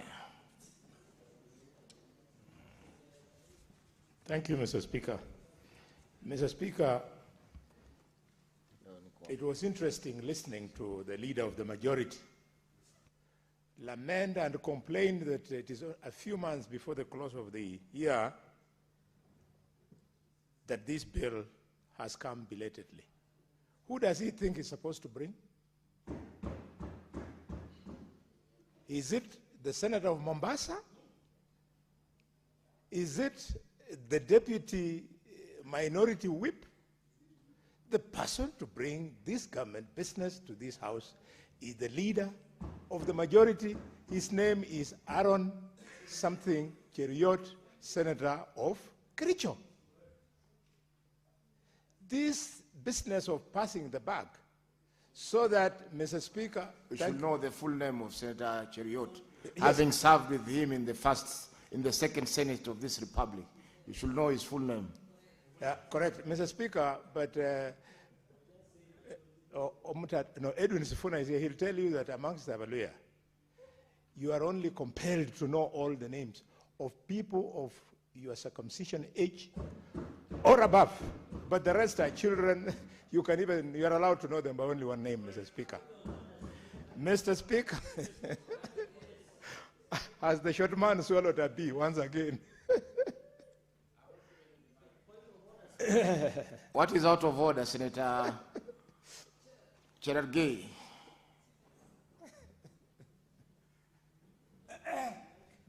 Yeah, you have been given the mic. Mr. Speaker, I rise under accuracy of fact standing order 105. To say people who are older than Kalwale are known, but the rest are children. I thought from above 18 years old, Senate Majority Leader is an elder. Mr. Speaker, and you have to stop Senator Kalwale because all of us are senators. And finally, Speaker, you have to rein on Senator Kalwale. He has a condescending attitude towards colleagues who are junior than him, Mr. Speaker. If he is a man enough, there was a cabinet minister here by the name C.S. Lee Kinyanjui. He has been an MP, assistant minister, a governor, and now a minister. He has been mark-timing in parliament. Mark-timing. No. And in Senator fact, Cheriot, in 2017, let me say, because it is on Senator record, Mr. Speaker, Senator because he Cherargei. is busy in... Senator Cherargei, please withdraw that. Yes. Mr. Speaker, he should also withdraw the insults. He's saying short man, junior, children. There is no children here. If he wants his children, he should go home. Mr. Speaker, and it is a fact that he lost the gubernatorial bid in Kakamega in 2017. And 2027, he will be trashed again because of his condescending. No, 2027, we don't know. Yeah. Proceed, Senator Kalwale. Thank you, Mr. Speaker. I therefore want to urge the leadership of the House to be competent, to be efficient, so that things are done timelessly. Mr. Speaker, it was interesting that at the Committee of Finance, when we invited stakeholders to give us their views about this, they didn't come because they are tired of coming and repeating the same things to the committee and this House, and nothing is done. Mr. Speaker, even the only one who came, the children of the Mau Mau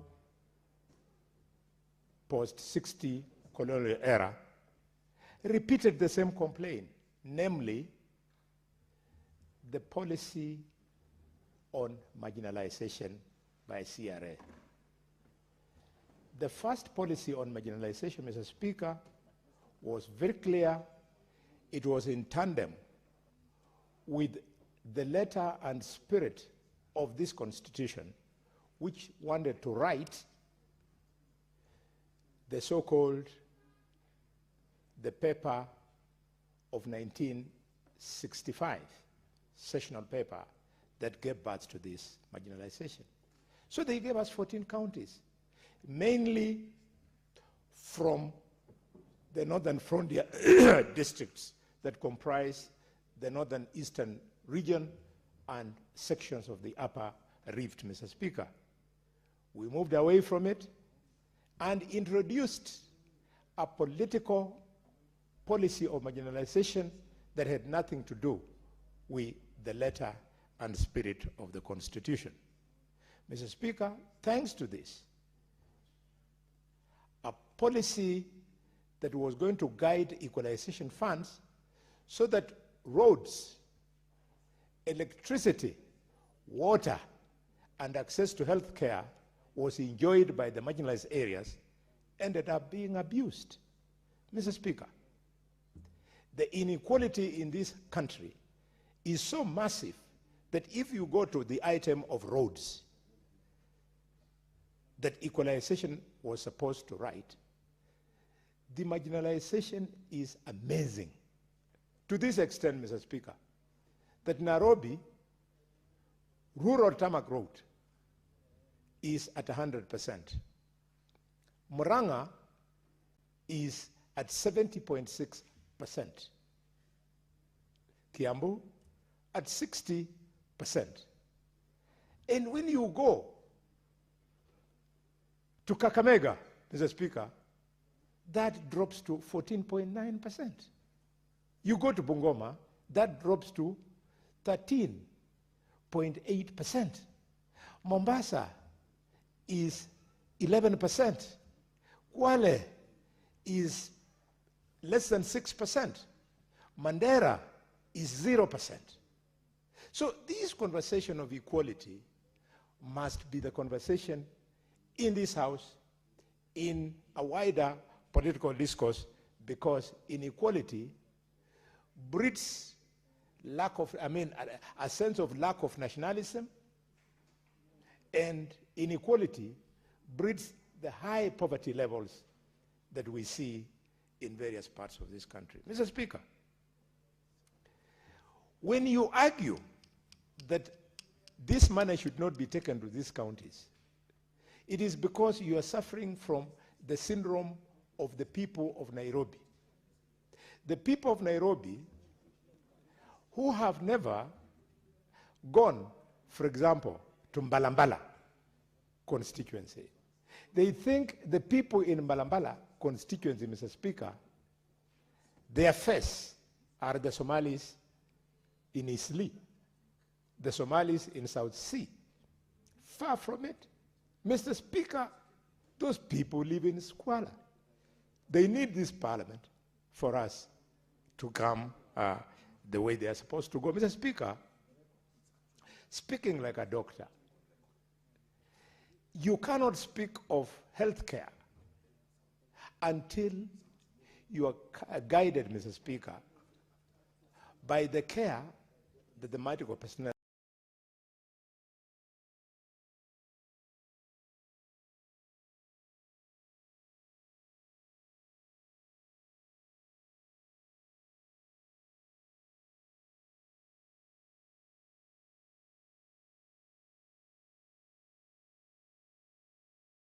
between you and the patient who wants your services. You are as good as not there. So tell me, Mr. Speaker, the northeastern areas, the disparity is such that to move from to the nearest health center, it is distances of up to 50 kilometers. So how will a woman in labor be able to reach that health center so as to give birth? Mr. Speaker, how will an adult with pneumonia, walk those 50 kilometers to go and access antibiotic that will treat them? Result, high mortality in those areas. Mr. Speaker, it's important that when we are guiding the delivery of health services, we should not be dwelling on abstract issues at the expense of provision of primary health care.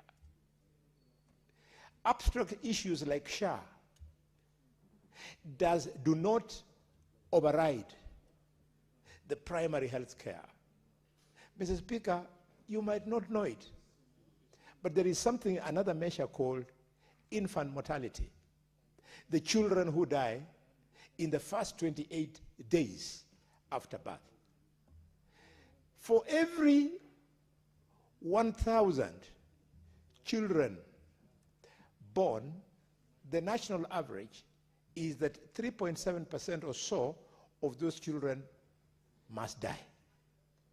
But when you just move into the marginalized areas, those figures shoot to figures of between 60 and 90 children dying per 1,000 live births. This cannot be cured by SHA. This can only be cured by a government that is alive to the fact that the backbone of healthcare is primary healthcare, Mr. Speaker. Mr. Speaker, it is indeed a long day in the lives of the unequal people, where you and I come from, where the chairman of finance, Governor Roba, comes from. Every time after the committee, he normally tells me how many harambes he has conducted to try and change something. Granted, he's a billionaire, but I can assure you, my brother, Senator Roba, you will not manage. You will not manage. Those millions, Mr. Speaker, should be used in injecting into governance. The problem is governance. Mr. Speaker, the Senator of Mandari is a very good man.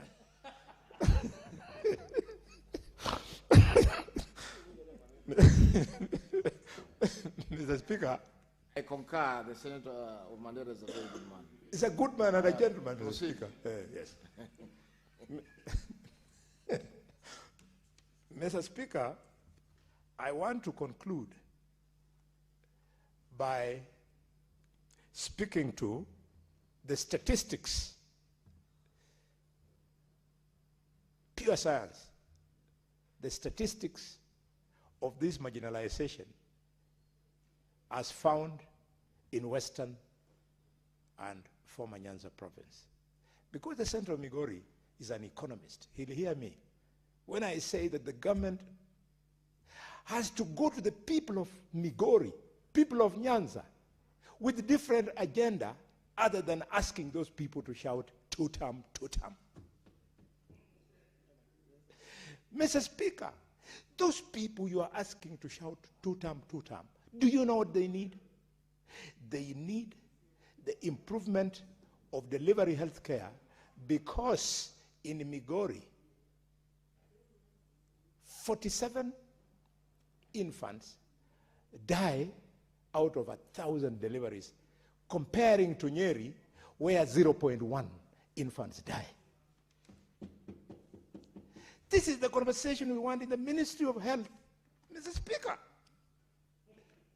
We don't hear it. Instead, they send hecklers to the Senate to interrupt when we are contributing to these national issues. Just because the senator might be coming from a county like Nandi, which is my neighbors, we have enough raise. He should not be coming here to interrupt the debate. He should come here to learn from us who can debate using facts, not using drama, Mr. Speaker.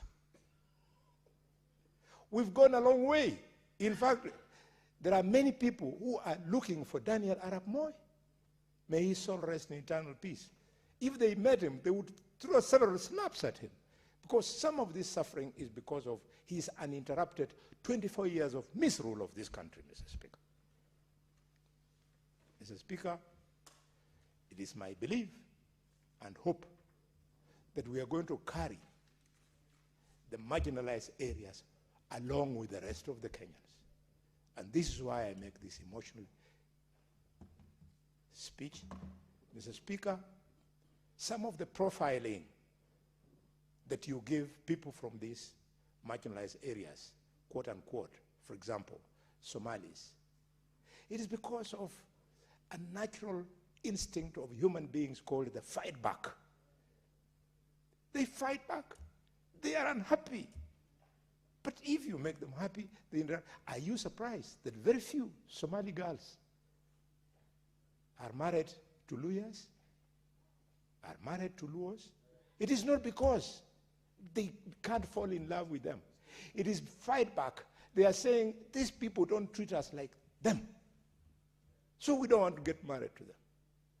But if you're just treating them the same way, I mean, you would find the situation in Kakamega, for example, because we live very well with the Somalis there. They speak clear. In fact, they start their children's plays, which we call children's plays. Somali to Idaho, Somali to Isoka, Somali to Mtoto. That is because they feel we are part of the system.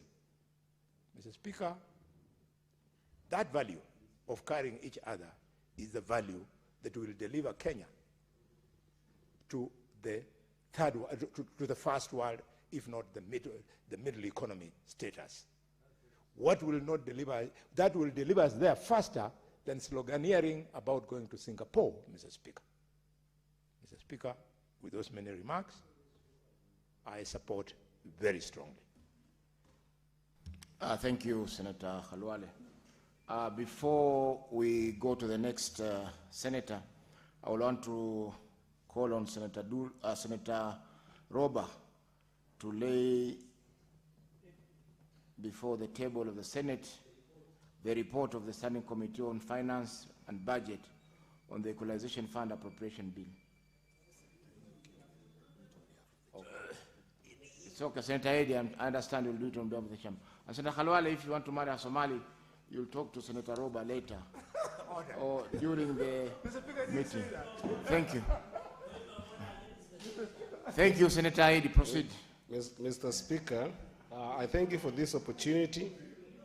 Mr. Speaker, may you protect me from Senator Cherargei? Proceed, Senator Eddy. Thank you, Mr. Speaker. Mr. Speaker, I beg to lay the following paper on the table of the Senate today, Wednesday, the 6th, May 2026. Report of the Standing Committee on Finance and Budget on the Equalization Fund Appropriation Bill 2025, National Assembly Bills number 21 of 2025. I thank you, Mr. Speaker. Thank you, Senator Eddy. Senator Dulo.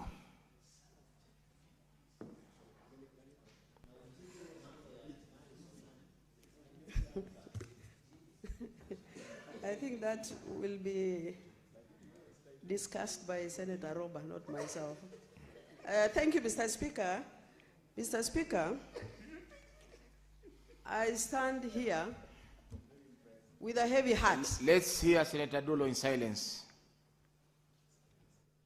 To support this particular bill.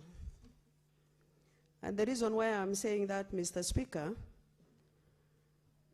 those who have established this particular fund under the current constitution, Mr. Speaker, had good hearts, had very good interests for the counties that are clearly marginalized then. Mr. Speaker, in the last Senate and last Parliament, marginalization fund, as far as implementation is concerned, was moved to the counties.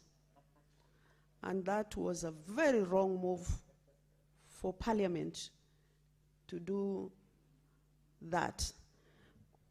And Mr. Speaker, the reason why I'm saying that is because we allocate a lot of money or monies to the counties, but they are not helping and they are not actually serving the intended purposes.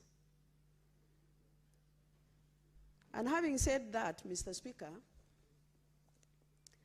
the purpose of Equalization Fund was to bring up or to bring the marginalized counties to the level of some of the counties that are developed. But unfortunately, this fund has further marginalized the marginalized counties, which is serving the opposite purpose of what it was intended for. Mr. Speaker, I know there are people who sit in Nairobi and they don't know where Takaba is. They don't know where Basa is in Isiolo County. But they sit and allocate this budget. And if you look at the disbursement schedule, Mr. Speaker, you will see those who have more are the ones that are given more. And my question is, Mr. Speaker, what criteria are being used to allocate this equalization budget? Because, for example, There are several speakers who have said about water, about roads, about healthcare, about electricity, that many parts of northern Kenya, or the counties that were intended for, although it was increased from 14 to what we have currently, which is politically instigated, Mr. Speaker, I don't see the criteria that is being used as far as disbursing equalization fund is concerned. Mr. Speaker, we have seen in the past, Mr. Speaker, that the manner in which even the projects for equalization fund is given out is unprocedural. Some of the projects are given on the streets of Nairobi. Nobody follows to make sure that public participation has been done. Those projects are priority to the people who are supposed to benefit from. Mr. Speaker, that is why I'm saying we made a big mistake to have actually given implementation of this particular project to county government. Mr. Speaker, you will see in some of the projects for equalization fund, I have 2 funds in my county. I mean 2 projects, Mr. Speaker. There is a project between Isiolo and Oldonyiro, a bridge called Garandare. That project was allocated, or rather funded, in 2021 through equalization fund. If you go and see that project, Mr. Speaker, up to date, it's not even done 40%. People who are using that road and that bridge are still suffering, Mr. Speaker. When we actually move this project to the county government, is it national government? Or is it county government that is supposed to monitor those projects? Mr. Speaker, I have a project for health. There were 2 dispensaries. One is in a place that is called Mwangaza, where we visited Isiolo County with Cherargei, Senator Cherargei. After we made a lot of noise, that dispensary was actually finished. But if you look at the dispensary that I currently have in a place called Akadeli, you will be shocked if I share the photos from that dispensary. And it was a first project that was initiated by Equalization Fund. That dispensary should have actually served the people from that area where emergencies occur in the middle of the night, where mothers are actually supposed to deliver in the middle of the night, but they are forced to take their patients in the middle of the night to the county referral hospital in a distance of about 2 kilometers, which equally has almost nothing, even the county referral hospital. Mr. Speaker, it's really very sad. I remember I mentioned that particular project severally to CS Health. I have even written letters as far as that project is concerned. Members of public have made a lot of noise where that dispensary has become a place where even criminals hide. And yet, the funds were meant to protect or to assist or to give service delivery to those who are marginalized. And that is why I'm saying, Mr. Speaker, this budget or these monies, instead of helping the marginalized to actually improve their lives, it's even marginalizing us.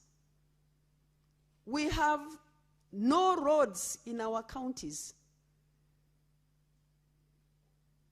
especially the far-flung areas.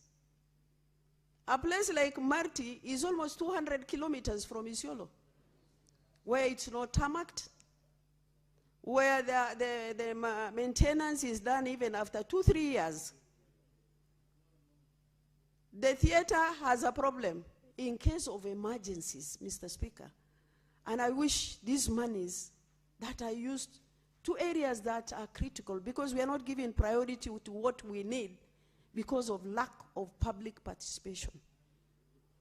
Mothers always actually are driven on Land Cruisers in form of ambulances from those 200 kilometers to the county referral hospital, where medical negligence is taking place. I have several cases of delivery medical negligences that are actually happening in Isiolo County, just simply because people don't care. The funds that are allocated are not serving the right purpose. Mr. Speaker, the reason why I'm saying I'm actually supporting this particular bill heavy-heartedly is because it's not serving the right intended purposes. Mr. Speaker, if we give priority to the projects that we need within those counties, today we would have electricity, we would have health centers, we have better hospitals within the county referral hospitals, better equipped, Mr. Speaker. Electricity the same. Most of those counties, they don't have, for example, even in my own county, electricity is something that people have never seen. 21st century, Mr. Speaker. When some of the areas you visit, there is electricity even in mud houses. Is that equalization? Kids. I know there was a policy of laptops that were introduced in this country. How are those students going to learn when they don't have electricity? There is so much sunlight in those counties of northern Kenya. If it is actually utilized properly, we will get electricity or something else that can be able to complement lack of electricity, Mr. Speaker. But we don't have priority in equalization fund as far as disbursement is concerned, as far as public participation is concerned. We don't have priorities. That is why this particular fund is not helping those who are affected. Mr. Speaker, I have said the ghost projects that have come up as a result of equalization fund. Even Kenyans, they don't know how equalization fund is operating. Because even for us as members of parliament, we run from one office to the other just to know how much is allocated, who is managing it, how is the fund disbursed. There is no clear structure as far as equalization fund is concerned. Mr. Speaker, I don't want to take a lot of time, but what I really wanted to say here is we want to know the procedures used in disbursing this particular money. I know Senator Roba is not listening to me and is the chair of finance, but I hope he's speaking what I'm saying. And I know, Speaker, you're also a member of that particular finance committee. I'm actually challenging the manner in which this money is disbanded. Which point of order? Proceed, Senator Dulo. No, he can have his point of order. Proceed, Senator Dulo. Thank you, Mr. Speaker. Mr. Speaker, I'm saying this. Those who are in finance committee, they need to explain to us how this budget is disbursed. Because I can see a county like Bomet, maybe Senator Sige will speak for Bomet. It has been allocated 31 million. If you look at Isiolo, it's 270. If you look at Kajiado, it's 674. If you look at others, it's 1 billion. Criteria, which criteria are used? Is it the rate of marginalization?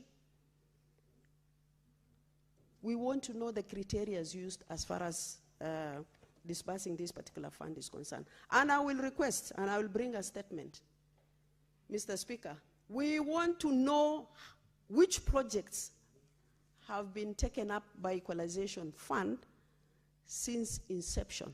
All the projects under Equalization Fund should be audited. The ones that are complete and the ones that are ghost projects. And I know there are so many ghost projects in those counties under Equalization Fund. Mr. Speaker, the sunset clause, if I may conclude. If we really don't know what Equalization Fund has done for the period it has been in operation, I don't see the purpose of having the sunset clause. It should not be there because we are still marginalized. Equalization Fund has done zero as far as I am concerned, and if I may speak for Isiolo County. Some of the projects, Mr. Speaker, under Equalization Fund, if you go to the counties, the governors will say it is money allocated to them that actually has done those projects. We cannot differentiate what Equalization has done vis-a-vis what the county has done as far as those projects are concerned. We need to have proper audits of Equalization Fund to know whether it has served the right purpose or not. And with that I support, but as a house and as parliament, we need to do something about Equalization Fund because there is no equality, even in disbursement, even in the way projects are done, it's not helping Kenyans. We must sit down and ask ourselves, how do we improve on what is currently happening? I thank you, Mr. Speaker. Thank you, Senator Dulo. There is a marginalization policy which is prepared, I think, by the Commission for Revenue Allocation and approved by the Senate. So we do approve the marginalization policy, and the last policy which was approved departed from the 14 original counties now to 33, and even villages have been mentioned. Thank you. Yeah, Senator Roba, Chair, Finance. Thank you very much, Honorable Speaker. I rise to support this Equalization Fund appropriation bill. Honorable Speaker, it's very important that for purposes of making sure my other colleagues in the Senate also are refreshed with the efforts that this Senate has done. 2 years ago, Honorable Speaker, a bill sponsored by myself called Equalization Fund Administration Bill was passed by this Senate, and whose key objects were only two issues. One, to adjust the sunset clause by another 10 years, and number two, to anchor Equalization Fund Board in law so that they cease to become a Department of National Treasury and are able to do their role independently. Honorable Speaker, it is very sad that while pastoralist parliamentary group members in National Assembly and Senate are more than 110, that bill has remained unprocessed because of vested interest. It's a very sad position, thereby creating a quagmire where 62 billion shilling, excluding the appropriation bill we are processing right now, of funds remaining unreleased with the sunset clause fast approaching, and there is no remedy for that purpose. Because of impoverished, selfish interest without looking at the broader benefit to the marginalized communities, Honorable Speaker. Honorable Speaker, it pains me as the Chair of Finance. When I sit there, time and again, we call the CS National Treasury, one after the other CS, this one. And when we talk about Equalization Fund, it becomes the fund that is easiest to rob, deny funds. Even now, the budget, the supplementary budget that has been passed by the National Assembly has removed 2 billion shilling from Equalization Fund just because it's convenient. That is what needs to happen. Honorable Speaker, marginalization is not equal to poverty. Poverty is not equal to marginalization. Marginalization is poverty arising from deliberate resource denial by successive government using sessional paper number 10 of 1965. Honorable Speaker, what has happened over the years in these areas, pastoralist areas, is deliberate by government. And it's very sad that every successful government has remained committed in word, but non-committed in action in terms of realization of the Equalization Fund, in terms of even the appropriation bills we've passed in the past. Honorable Speaker, that money has not been credited to Equalization Fund account. Honorable Speaker, you know, if the governments are not willing to operationalize Equalization Fund effectively as required, because sometimes I was a governor for 10 years, I sit in different meetings, I see government administrative structures, including the apex structure of the government, frowning when they hear Equalization Fund, as if they are really getting that money out of their pocket. This is constitutional allocation to these marginalized areas. In the wisdom of the draft of the Constitution, who really looked at the deliberate state of resource denial by successive government, has created inequality in terms of development, in terms of lack of roads, lack of electricity, lack of water, lack of health facilities. And in that wisdom decided 0.5% of the approved budget, audited and approved budget each year to be allocated to Equalization Fund account. Honorable Speaker, I stand here today as the Chair of Finance, and having really presided over several appropriation bills, to really say it is okay, for the government of Kenya to decide completely. They are not willing to operationalize Equalization Fund, and as such, just decide to amend the Constitution and remove that 0.5 if the people receiving are unworthy of that consideration. I guarantee you today, if that 0.5 was going to go to the mountain or any other region, Rift Valley, Nyanza, that 0.5% would have been operationalized with an air of emergency around it. Honorable Speaker, we discuss every day, we lament, and unfortunately, I would have blamed the government with every word that I can. But looking at the caliber of leaders that we produce from the pastoralist communities, who are impoverished in thought, and I'm very sorry to say this, because when Equalization Fund administration bill that is meant to adjust the sunset clause, to give an opportunity for these arrears to be implemented over time in a way that the government is able, will be kept in the National Assembly for nearly 3 years. And the pastoralist parliamentary group, who are majority and can stop everything in that National Assembly, are not doing anything. They are not stopping. They are not doing anything, literally. They are unconcerned that 62 billion shilling meant for their people is unappropriated or has not been credited to the account, and an instrument that would have facilitated, because the sunset clause has neared. It is, the sunset clause has neared, and we are approaching just few years before we reach the sunset clause, Honorable Speaker, and that bill has been negated, forgotten. Now, what moral authority do we even have to talk about Equalization Fund as leaders from the region? The Senate can do its bit. If the members of the National Assembly coming from the pastoralist communities do not up their game, and up their game from the context of looking at things from impoverished, selfish, self-centered view to a broad view of these resources getting to the counties, then I do not know what I can say. Because, Honorable Speaker, we are doing an exercise in futility.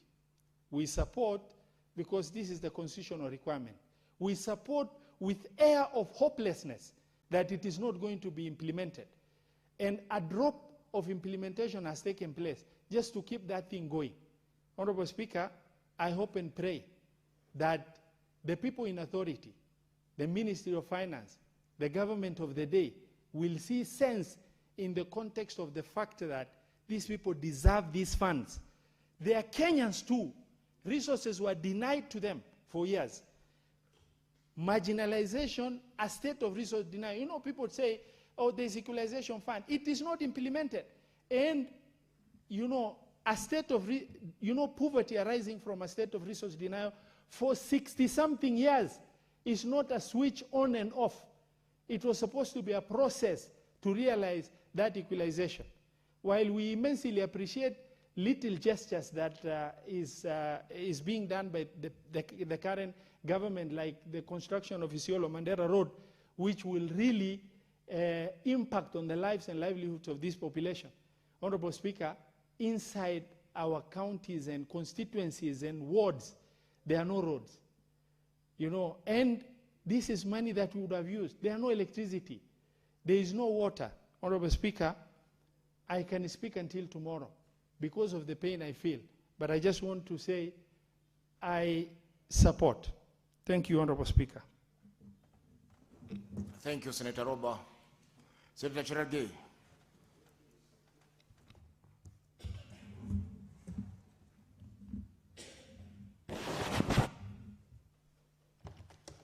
Thank you, Mr. Speaker. I was very keen to listen to my brother, the distinguished Senator, Governor Senator Roba, because he's the chairperson of the Finance Committee.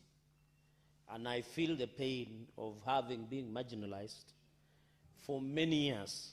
And I agree with colleagues, Mr. Speaker, as I rise to support the Equalization Funds Appropriation Bill 2025 that covers the financial year 2025-2026.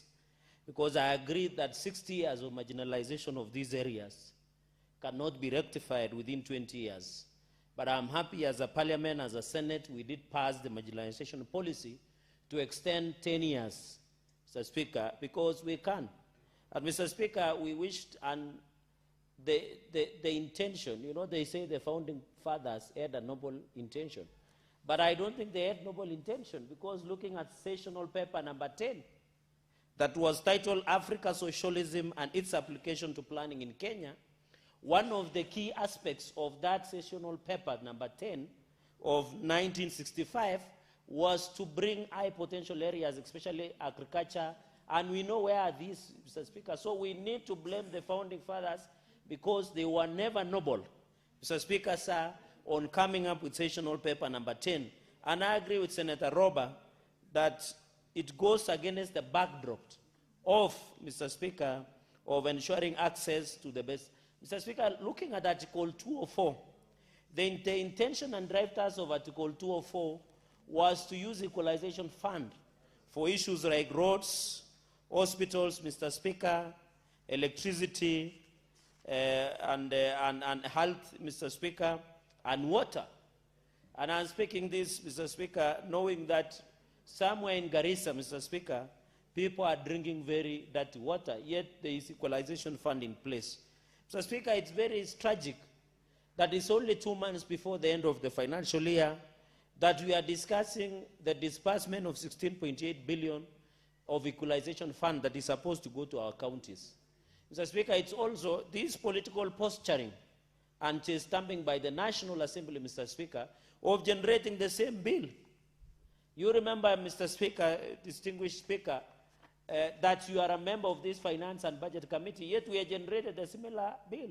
So I don't know what political posturing National Assembly wanted to achieve, because they went and word by word, copy and paste and bring the same bill. Yet, Mr. Speaker, the ultimate person who should benefit in our legislative process is the ordinary Wanjiku, is the ordinary Mohammed, is the ordinary Mueni, Mr. Speaker, is the ordinary Kiprop, Mr. Speaker. We must ensure that this political posturing of the two houses in this issue should and must stop, Mr. Speaker. And therefore, Mr. Speaker, I've heard, and Mr. Speaker, the sad thing, and I know you sit in finance and budget, is that there are 62 billion of equalization fund that is yet to be released to counties, Mr. Speaker. These are the conversations that the Council of Governors should be engaging us. Mr. Speaker, if we had a functional National Assembly, the Minister of Finance would have been censured, the National Treasury, long time ago. Because, Mr. Speaker, on the following grounds, The reading of Article 152.6 of the Constitution 2010 says that a cabinet minister can be censured or vote of no confidence, Mr. Speaker, if they violate the Constitution. I want to advise the National Assembly. When you read Article 219, it says money appropriated by Parliament, Parliament meaning not National Assembly, shall be dispersed or given to counties without undue delay. 62 billion, Mr. Speaker, has yet to be dispersed. How sure are we this 16.8 billion will be dispersed, Mr. Speaker? That makes 78.8 billion. And I want to correct our brothers who are saying 16.8 billion will not be enough. Mr. Speaker, if we dispense today 78.8 billion Kenyan shillings to our counties, many things will change, Mr. Speaker. And if the National Assembly were functional and doing their constitutional mandate, Speaker, Senator Mahanzo, and they wanted to invoke Article 152.6, they would have censured the Minister of National Treasury for violating Article 219 by not dispersing 78.8 billion that is meant to counties, Mr. Speaker. That is a clear violation of the law and the Constitution, Mr. Speaker, which is the supreme law. When you read the preamble, it says, we the people. And Mr. Speaker says it can be exercised directly or indirect. And the indirect representative of the people are members of the Parliament. And therefore, I know the National Assembly are on recess. They must call the Minister of National Treasury to order and request or direct that the minister disperse of the money as per the law. So, Speaker, in terms of, I wanted to commend a few things, Mr. Speaker. You remember even the issue of UHC staff, Mr. Speaker, because we are talking of health. We had agreed on universal health coverage. The Minister of Health came here, C.S. Aden Duale. He confirmed that they had agreed with Council of Governors to transfer universal health coverage staff to counties, Council of Governors, after their pay, their allowances, their severance pay, Mr. Speaker, has been paid to them so that county governments can absorb the UHC staff, Mr. Speaker. Up to now, our sons and daughters, more than 6,000 plus, who stood and fought COVID-19, are yet to be confirmed into permanent and pensionable. Mr. Speaker, Article 41 on labor rights have been defied, violated, Mr. Speaker, and I expect the chairperson of health should have seized the matter and ensure we call governors to order on the issue of UHC, that they must confirm our sons and daughters. Universal health coverage, Mr. Speaker, I normally go to them, they depend on stipends. I was in Kaptumo, Mr. Speaker. Kaptumo Sub-County Hospital in Kaptumo Center, Mr. Speaker. And you meet a number of our young men and women, Mr. Speaker, who are depending on the stipend. They are depending on the sadaka of the governor, magnanimity of the governor, Mr. Speaker. This issue of UHC we must address as a house once and for all. I was in Meteitei. We were in Kapsabet. I was in Chepterwai. I was in Mnandil, Sub-County Level 4 Hospital, Mr. Speaker. And there is a standard operation, SOP, of how Level 4 Hospital should be operated, Mr. Speaker. Therefore, I want to appeal to the Committee of Health that the Council of Governors or our counties must be called to order.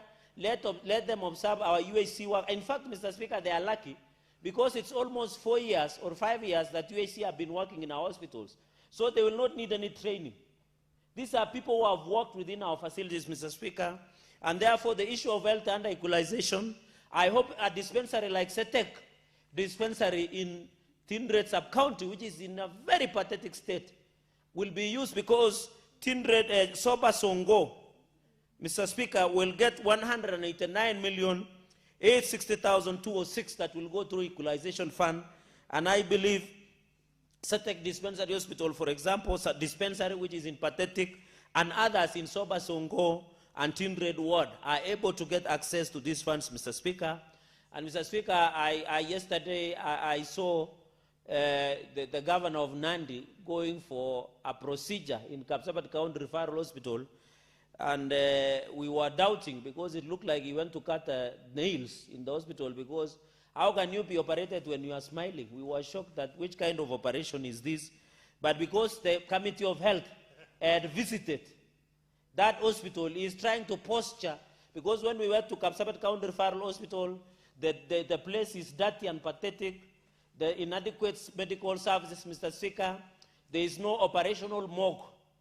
In fact, the 100 million that was related to mortuary services in Kapsabet was squandered under his watch, Mr. Speaker.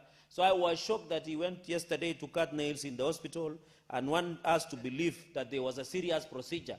Because I believe a serious procedure should be the hard, serious procedure. And you know, you cannot be telling us you are being operated and you are smiling. How can you say you are being operated by doctors and you are smiling to the camera? Mr. Speaker. Yeah, see. So, Mr. Speaker, that is what I wanted to mention, Mr. Speaker. The issue of roads. Mr. Speaker, somebody gave us statistics of roads in Nandi. We are also doing badly in terms of tarmac, for example. Nandi has 10 point... Senator Cherargei, is Nandi one of the marginalized counties? Yes, Mr. Speaker. I thought in the schedule of the equalization fund, Nandi is getting almost 300 million, over 300 million in the following wards. We have Soba Songo, Chemelil Chemase, Kapchorwa ward in Nandils, Mr. Speaker. So we have almost 4 wards in Nandi in 2 sub-counties. That is Nandil sub-county and Tindred sub-county. So we are beneficiaries of this equalization fund, and that is why I'm really emphasizing, because I know the situation. In, for example, in Kapchorwa ward, the roads are very poor. We don't have dispensaries and schools. And you go to places like Kapchanga, Tereno, Jubilee, Ngatipkong. Mr. Speaker, people are living on the roadsides because they were evicted from the forest. So, Mr. Speaker, and that is why I really wanted to emphasize that we must, even on this issue of health, we must look at the UHC staff. And, Mr. Speaker, I want to appeal to KOTU. These unions who defend workers like a KMPDU, led by a brother Damf Chiatella, and of course the indomitable, the lion. Here comes the lion, Papa Francis Atwoli, what we call the grandfather of union politics, should come and defend this UHC staff. I want to appeal to him.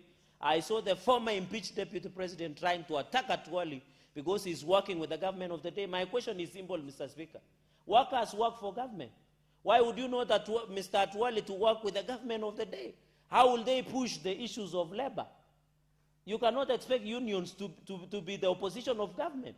You need unions to work with the government to improve on the work issues of the government, Mr. Speaker. And therefore, the impeached deputy president and Fasul and the rest who are attacking Papa Francis Atwoli is very... And you know, Mr. Speaker, on a lighter touch, you saw on May 1st, that Mr. Francis Atwoli was on record that he still needs this work because he has a 1-year-old baby that needs to buy Pampers, Uji, and many other things, Mr. Speaker.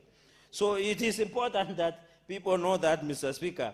Mr. Speaker, on the issue, therefore, in Nandi, this 10.9% road network that is there, because some of this will use to improve road network in Tindred, in Soba Songo ward, in Kapchorwa ward, in Chemelil Chamas, and Mr. Speaker, impossibly, we should include Chepterwai ward in Masab sub-county, and even Terik ward in Aldai sub-county, so that they can also benefit.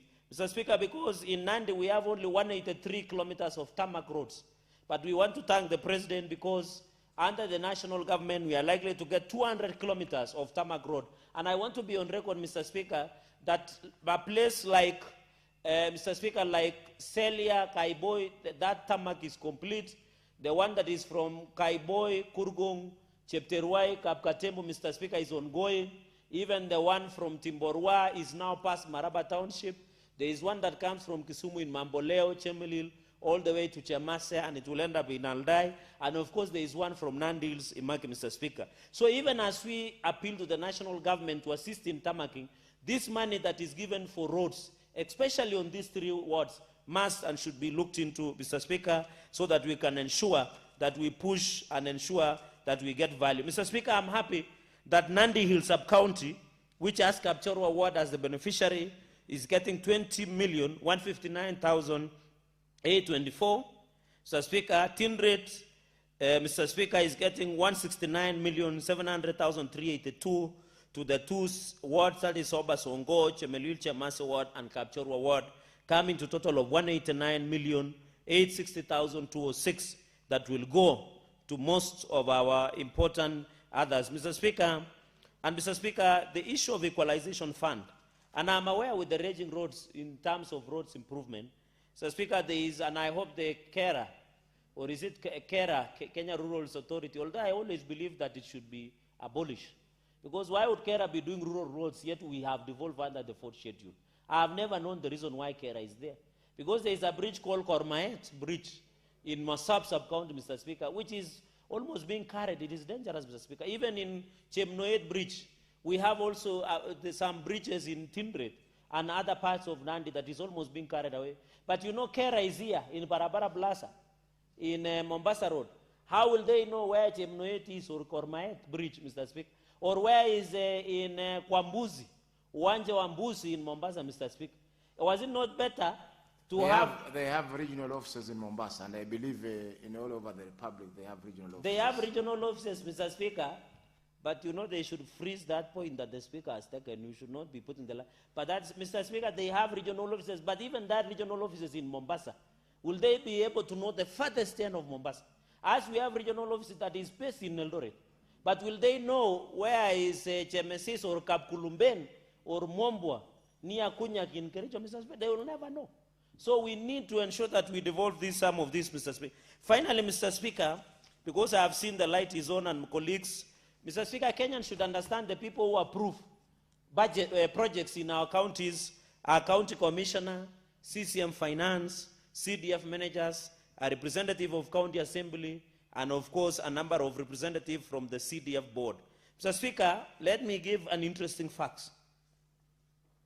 Coincidentally, most 10 poorest counties, according to Kenya National Bureau of Statistics, Turkana, 82.7%, Mandera, 80.4%, Samburu, 77%, Garissa, 71%, Tana River, 66%, Marsabit, 66%, Wajir, 64%, West Pokot, 60%, Kitui, 58%, Isiolo, 55%.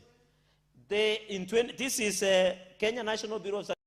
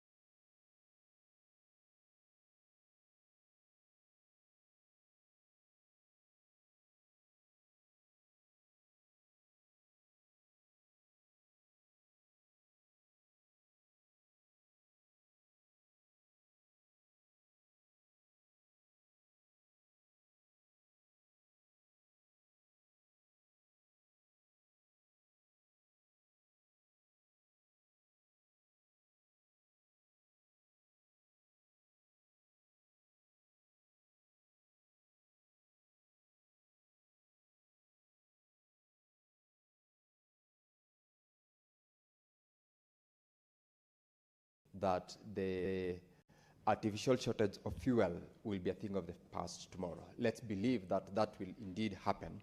And if not, then we definitely have got to take a position also to make sure that we protect motorists and Kenyans, particularly those who will suffer out of increased fares by the matatu operators.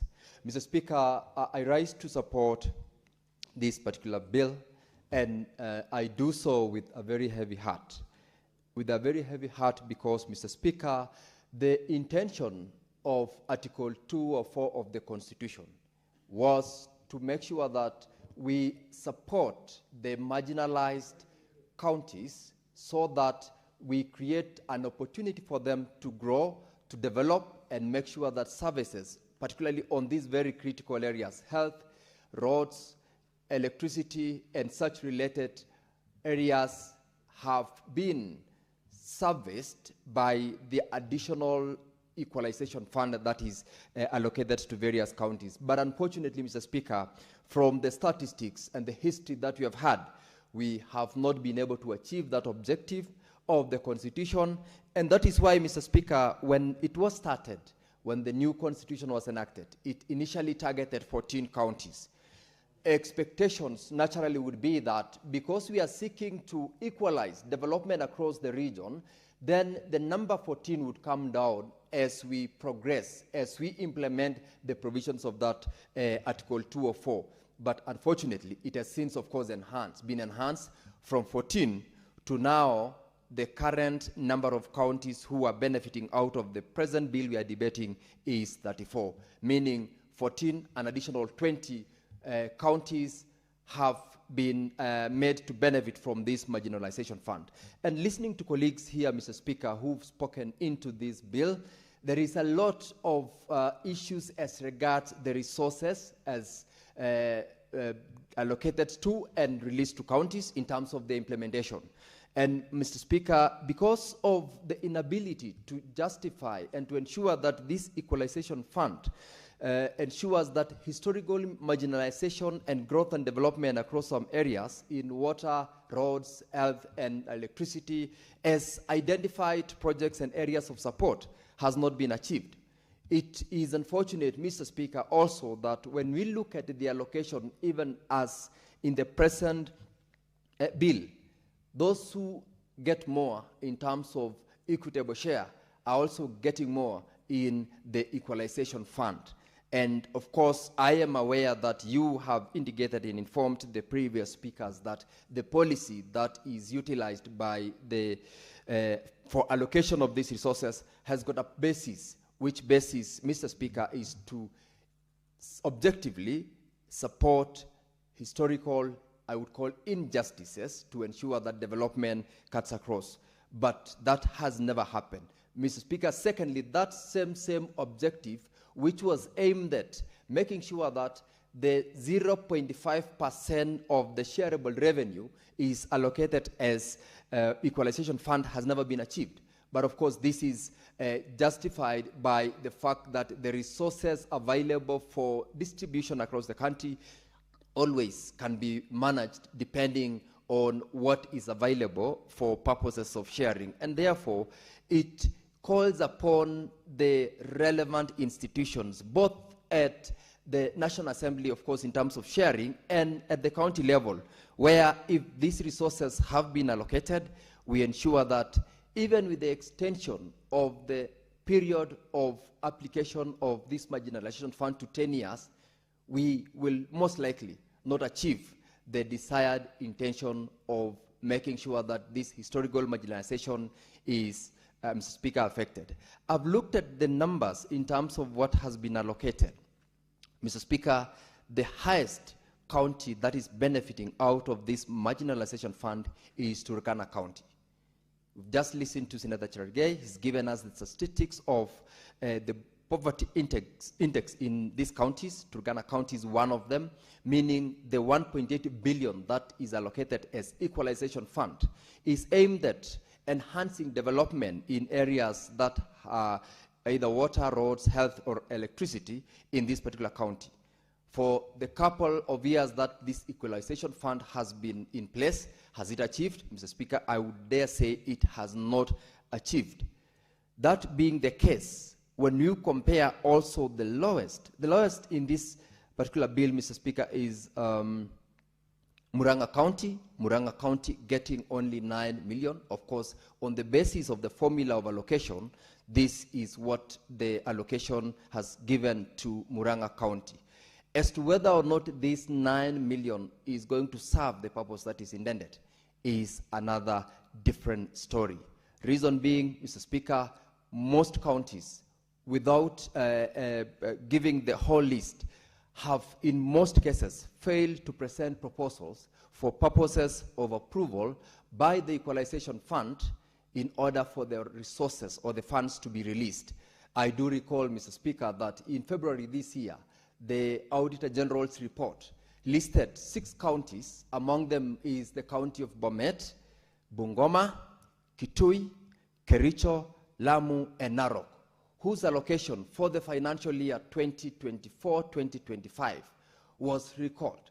Why? Because they did not submit proposals on the specific projects that are supposed to have benefited. The total amount of these resources that were never released is 1.3 billion.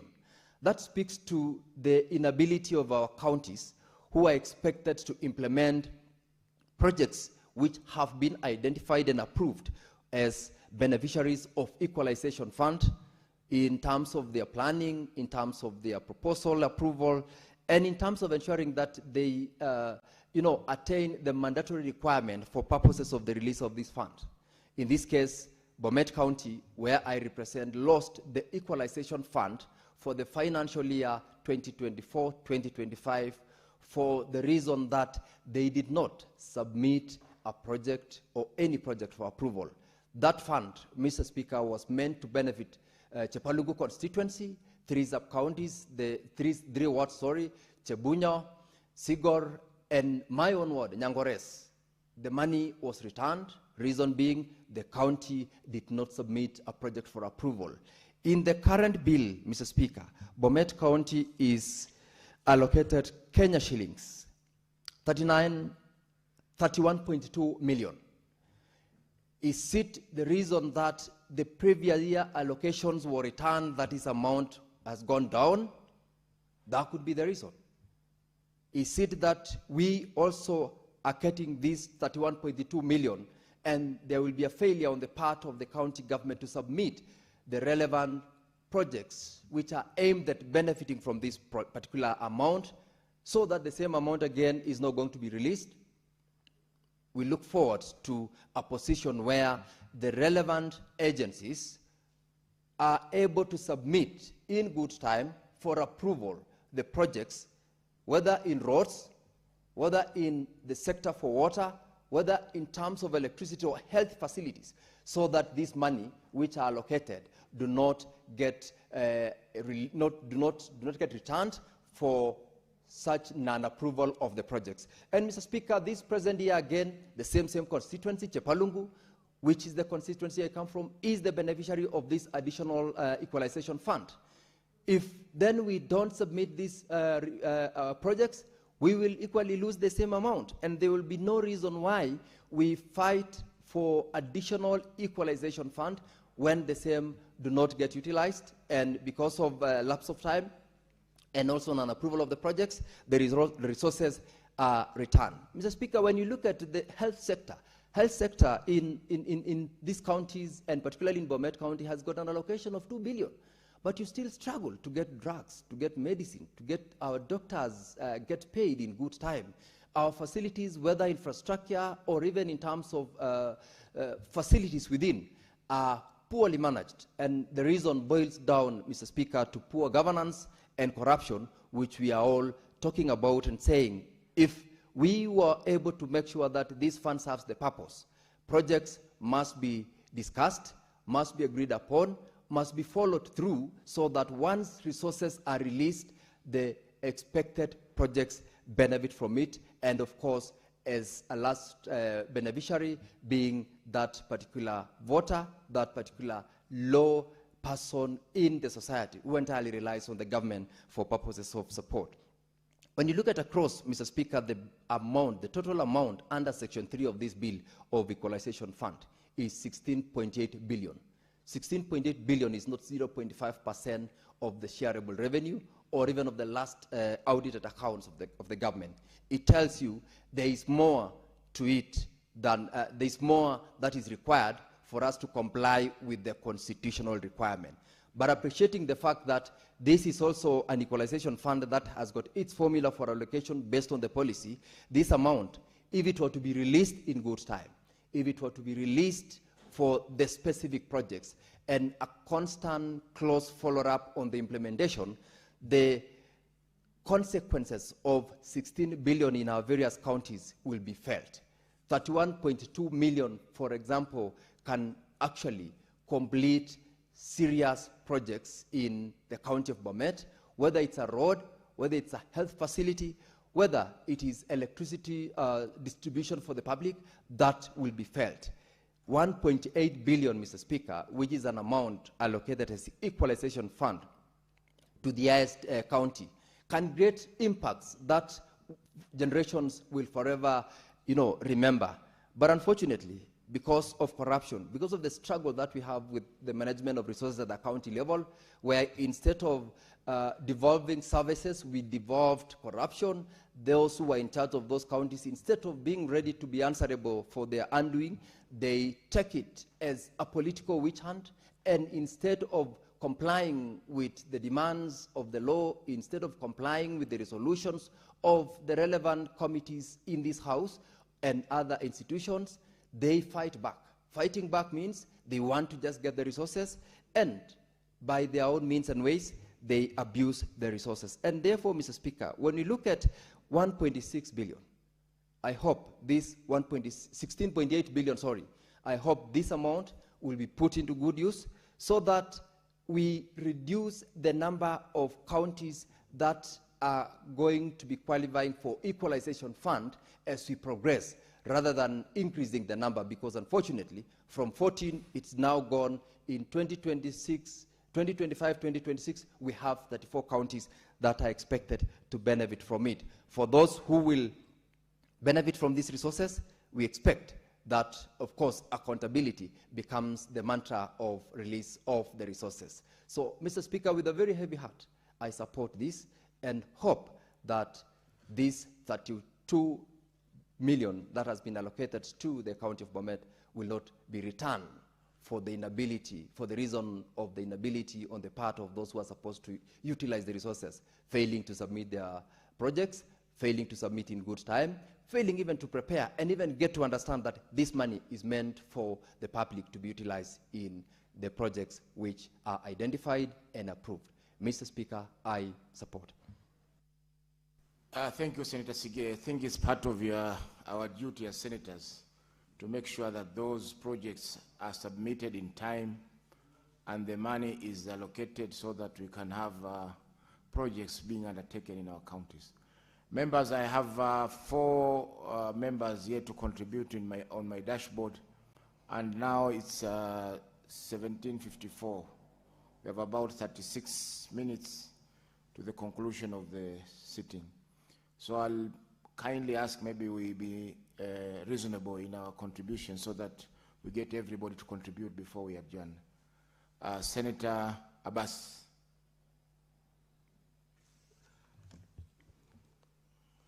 Thank you, Honorable Speaker. Honorable Speaker, I want to first and foremost to contribute to this motion. It's a very important motion. And I want to support the bill. Honorable Speaker, as has been said by many other colleagues, this bill or this fund was initially meant to bring the marginalized counties at the bar with other Kenyans. That 70% of the landmass in this country is within those 14, let me say it's actually within only the Marsabit, Moyale, and Turkana. Marsabit and Madera and Wajir and Garissa and Turkana. Out of the 70% landmass that was initially deliberately neglected as a result of poor policies. That was the session paper of session paper 10 of 1965. This is what actually the Constitution of 2010, Article 204, meant to cure this kind of marginalization so that this country can be at bar in terms of development. The initial counties were 14, and today they're 33. So when you look at the amount of money that has been given to this place, since the Constitution was passed, funds are not released. There was, by the time the devolution was coming in, there's about 60 billion shillings that was still being held by the Treasury. And up to date, we don't know how much money is within the Treasury. And so far, I am being told they have only released 40 billion since the inception of this equalization fund. Honorable Speaker, if you look at the way the money is even distributed, even now, instead of taking special interventions for water, electricity, health, you know, the money, if it is now distributed into small bits, it has no impact. It will not have any impact. But of course, if the Treasury was meant well, they should have said that for Wajir, they will give a certain money, let's say about 50 billion, or 20 billion, or 10 billion, for one purpose. Because what we're lacking today in Wajir is electricity. And this morning I was asking the minister. And what it requires, the minister and the people of energy said, what they require for Wajir to get the national grid is something like 6.4 billion shillings. If that 6.14 billion shillings was given to Wajir, and then other one given to Mandera, electricity actually is what the most required things in this for development at those counties today. But the money has been depleted into small bits and small business. Money. That it has been distributed into the constituencies again. Now, the money is going to the constituencies. The governor is saying that it's under him. The member of parliament are saying it's under them. And then already there's conflict of interest. And then you see, if you look at the budget they give out, especially the committee of those that man the revolution, you'll be surprised. And electricity and energy and power supply of 2 million shillings that's given to a county. I don't know 2 million shillings, where we will buy bulbs, or you're going to buy wiring, or buy material. It's actually a very unfortunate situation. Honorable Speaker, if you see the money now we are debating on is 16.8 billion shillings. What is going to the most marginalized area is something less than 6 billion shillings. So the rest goes again to the areas that has already been developed with beautiful roads, with a lot of food. Honorable Speaker, I think this is actually already another marginalization ongoing. In the name of equalization, money was given, and the money is still going to the same areas again. This is actually a deliberate move to continue to see that these marginalized areas continues to suffer more than any other country, any other county. Because we don't have roads, we don't have electricity, we don't have good infrastructure for schools, there's no water. But of course, the money now, Wajir poverty index is 64%. The Quara you are hearing is over 78%. Those people still, you see every time there's drought, there's no water, there's no road. When it rains, the roads are again not possible. When it doesn't rain, the roads are not possible because of dust and these things. When it comes to drought, at the onset of drought, we start water tracking. So you get surprised. Do you really mean well for these kind of counties to come up and at least become at the bar within the next 20 years? Because this was 20 years, and we have only 7 years now remaining, unless the parliament will add the time. Even if it's added, actually, I am not seeing any impact that this money will make. Because it's a deliberate move that Treasury is doing their own business and using the money for other purposes. Because up to date, they have no money that nobody can say. And that's what this House is going to ask. How much money do you have for equalization fund and for the purpose of development in these marginalized areas? Honorable Speaker, one other thing is that school infrastructures, money is being given every time by World Bank. The schools you have seen in the most part of this country, how the schools look like, the infrastructures, students are learning and, corruption is mad words, that are not even blasted. Kids have not even desks. Students are just sitting down. The classrooms are not even having floor. So, you get surprised. If these kind of funds are always being released, why this money is not being used? Two, as rightly said by the members of parliament, of the Senate, that the same money is going to be supervised by the governors who could not even use their money and account for their money. They have already used the fund, misappropriated it, used it at their own leisure, and used it at their own pleasure. So if this same money again is going to be managed by the same people, I think it doesn't make any purpose. So what I'm saying is actually the Treasury should release fund for a specific project in every county. So at least that can have an impact. And instead of taking to counties, and instead of taking to the constituencies, and instead of making it under the governors, I think the fund has its own committee, led by a chairman, very able chairman, who's be a permanent secretary, who's be an ambassador and all these things. So that fund must be accounted for.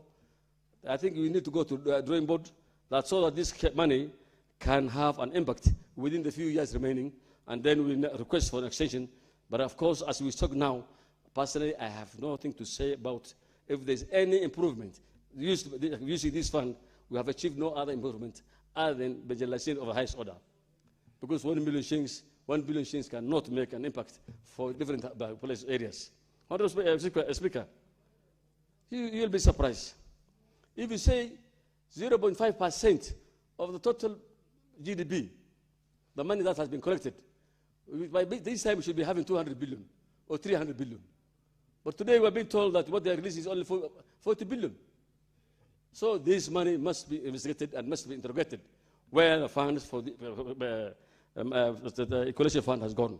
And I think the Treasury should come out and come up open that they tell us how much money is available, and I think we need to replan.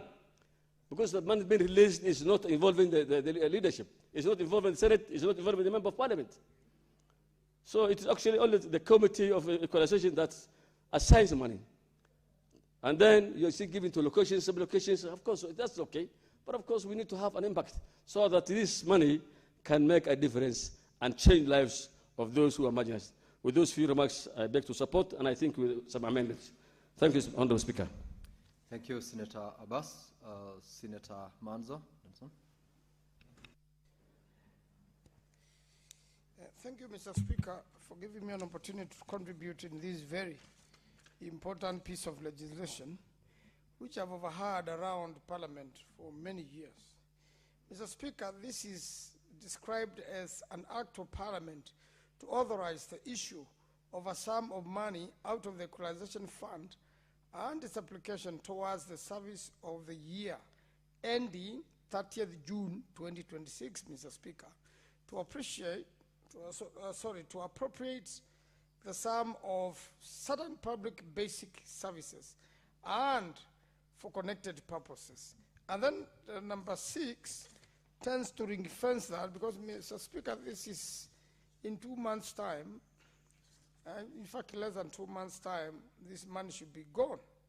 And then number 6, despite the provisions of this act, the approval granted under Section 4, which is the monies to go to those places, under Section 4, shall continue in force until all the projects identified in each constituency specified in column B of the schedule are completed, and this act shall be sufficient authority for the controller of budget to authorize withdrawal of funds from the fund for the amount specified in column C of the schedule for each county specified in column A of the schedule where the projects are implemented for a period beyond 1 financial year. Mr. Speaker, although we are trying to implement this fund, it is, to me, an activity in vain. Although the Section 6 of the same is trying to say that the controller of budget should hold their peace and not follow the normal procedures of the law, most of the projects supposed to be covered under Equalization Fund, Mr. Speaker, are very important projects, and most of them have to be procured. Mr. Speaker, with less than a month to closure of financial year, this is just a PR exercise, an exercise in futility. We should have passed this law as a matter of priority many months ago. What we are going to do is do PR, we have sent this to Treasury, then other laws will come in, this and that, and then they'll say the financial year is closed. Let's begin another financial year, of which you'll have to bring another equalization fund here. I support equalization funding, but I don't support the formula used. In fact, initially, and that's why we have gone around in circles for many years, and just as the Senator for Wajir said, you send this money to the counties, it gets misappropriated. You send it to a member of parliament, it gets misappropriated. So what's the use of having these monies allocated, and then there's no proper mechanism of making sure it is implemented and that the projects are specific? If it is water, health, roads, and the biggest problem actually which has brought lack of equality in this country is roads. I support the fact that in northern Kenya we need tarmac roads. The other day I went with the Senator Chute to his county, and was it not for President Kibaki, who did a road all the way to Moyale? To come from Moyale to Mandera is 400 kilometers on earth road, which has rivers. By the time a brand new Land Cruiser moves 400 kilometers in such a bad road, where stones are just cut even new tires. In fact, Senator Chute told me you need to carry 4 new tires, because once your tire is poked, you have no remedy in those bushes. And you expect these members to represent people in such counties and make sure that, that we have equality. In fact, such counties have been abandoned for so many years. And in fact, there's such good land for airports, for rairy cattle. And when you go there, simple things, no water, dry boreholes, and you have big rivers, you can do big dams and do big cities there. And with the halal meat, you are able to export meat direct to Middle East, you know, with a lot of ease, and we generate enough income for the country. But Mr. Speaker, that has not happened. Those areas have continued to be marginalized. I am not happy with the fact that Machakos has been included.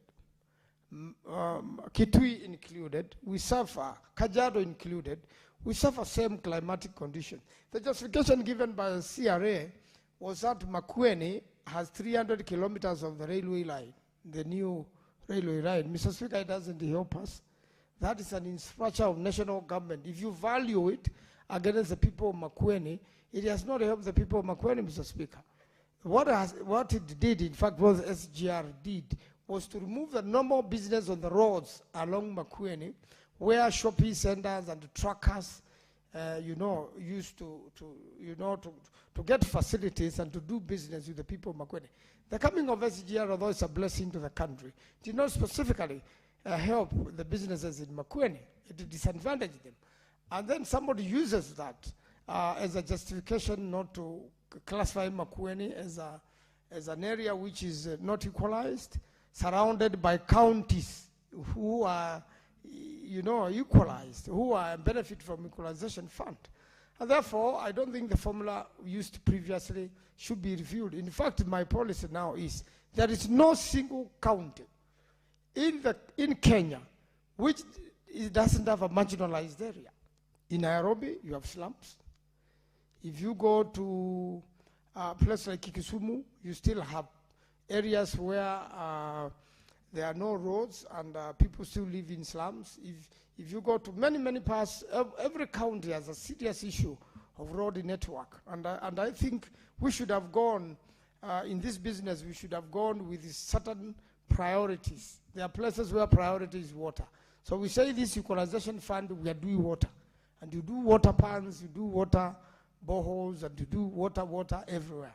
Then you come, including Nairobi, there is no water in many times, and the Nairobi water is unable to explain why they cannot even have fluid types of water. They have to ration, meaning it is still marginalized.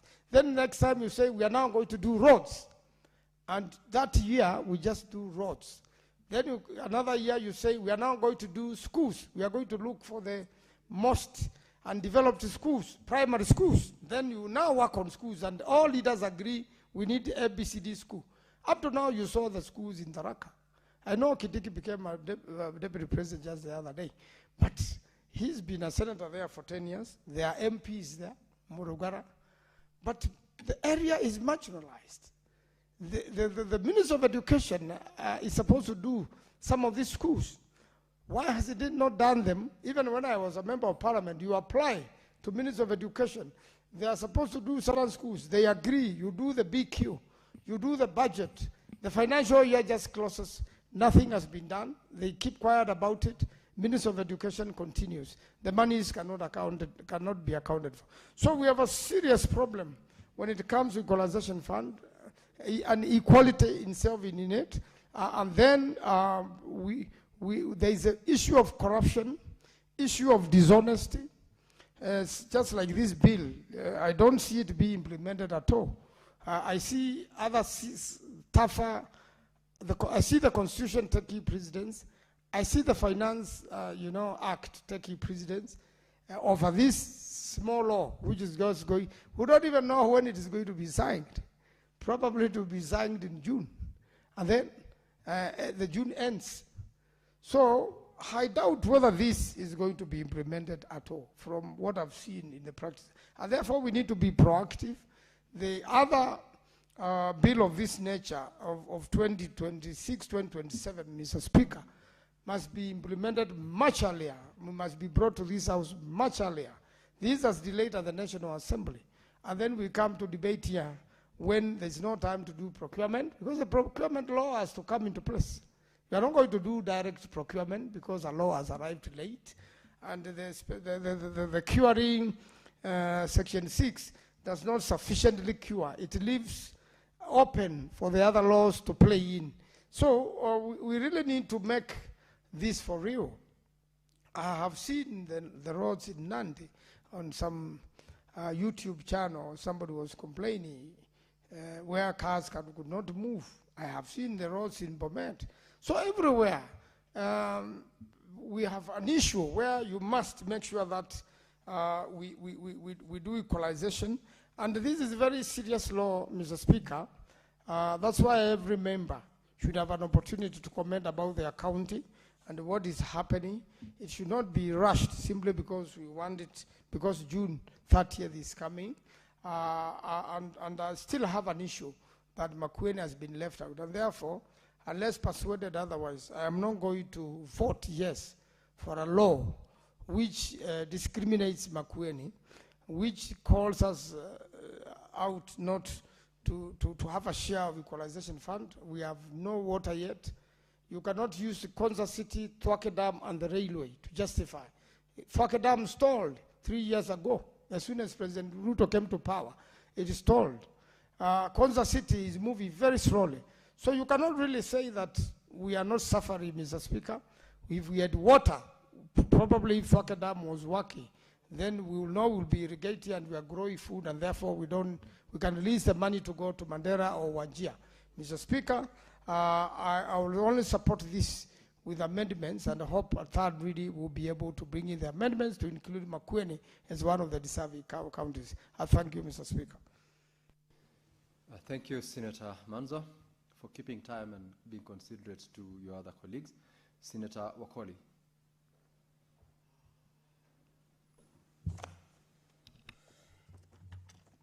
Thank you, Honorable Speaker, for this opportunity for me to weigh in on this hot topic of the day of the Equalization Fund Appropriation Bill 2025. Honorable Speaker, Kenyans have followed our discussion, our debate, our engagement with the Council of Governors with regard to oversight that the Senate keeps on pushing to ensure that there is value for money, that Kenyans are being milked to ensure that we run and foot bills for this country.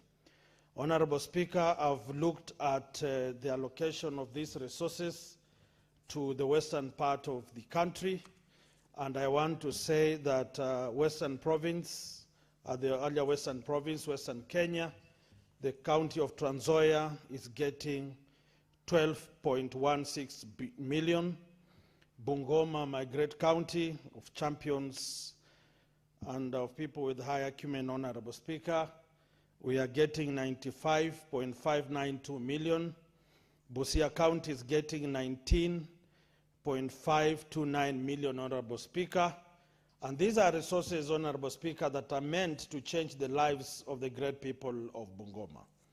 I've been perturbed, shocked, and at most perplexed, Honorable Speaker, to realize that last year we spent a lot of time discussing on these amounts of monies, and Bungoma managed to secure 61.835 million shillings.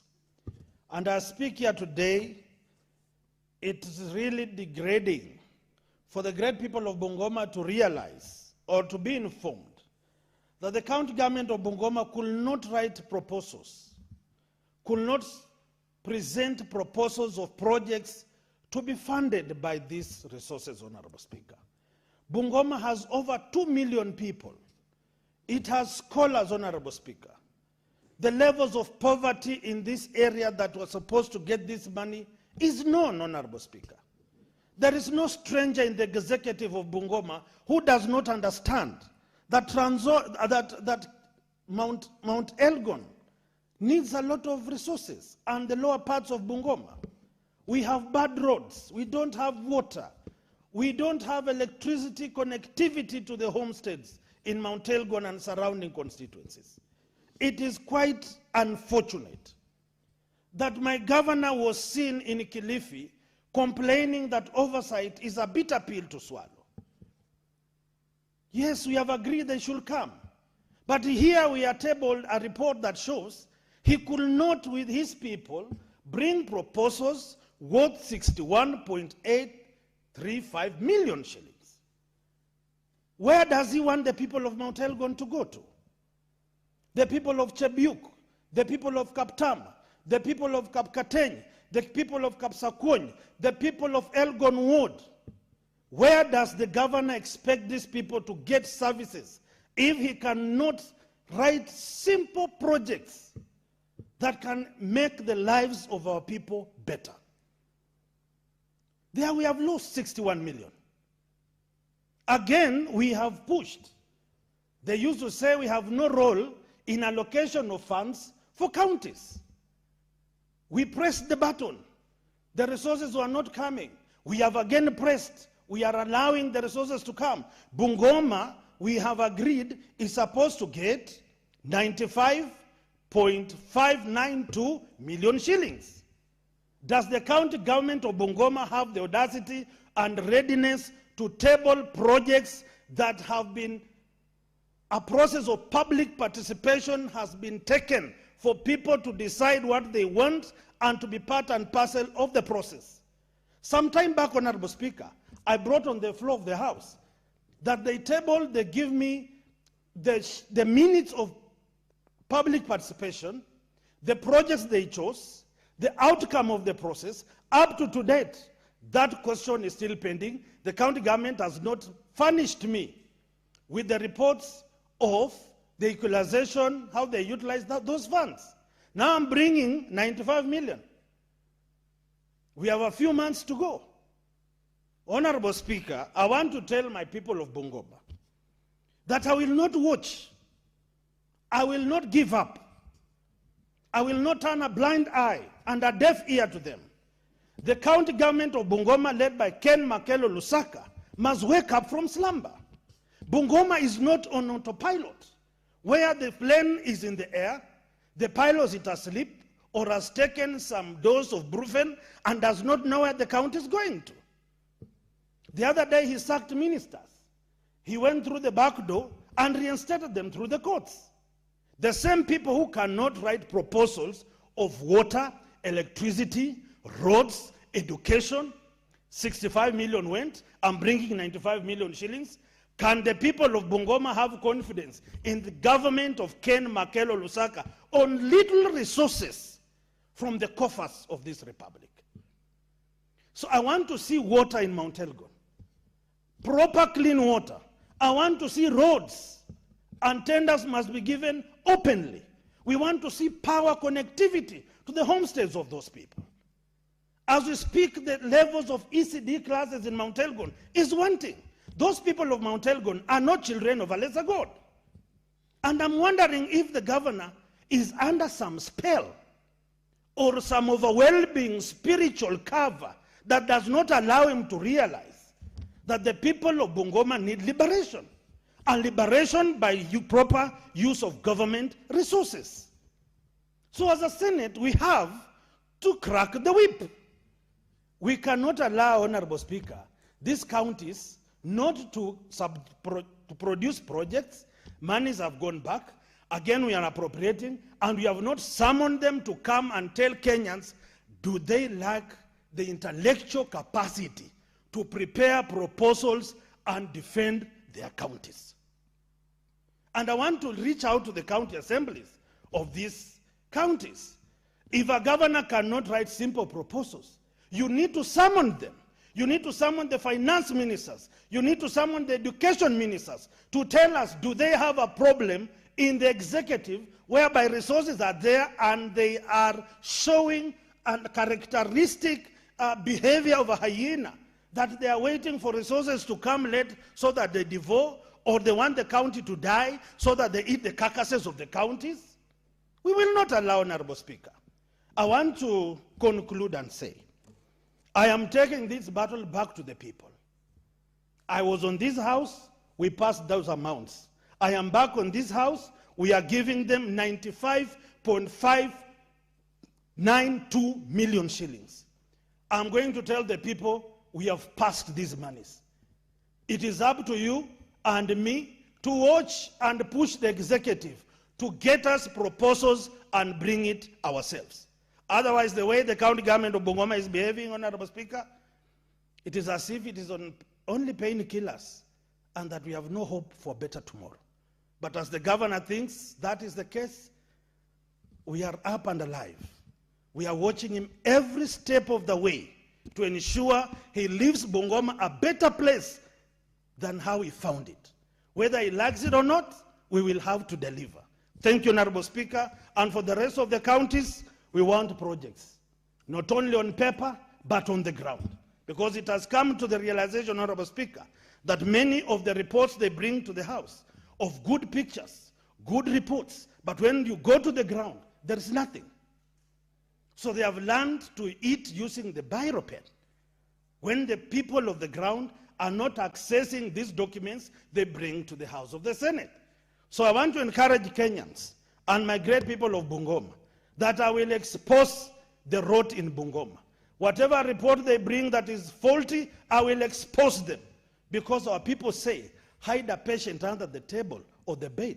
The next thing we'll hear are cries of sorrow, mourning, because of the demise of the people we hide under the bed. Thank you, Honorable Speaker.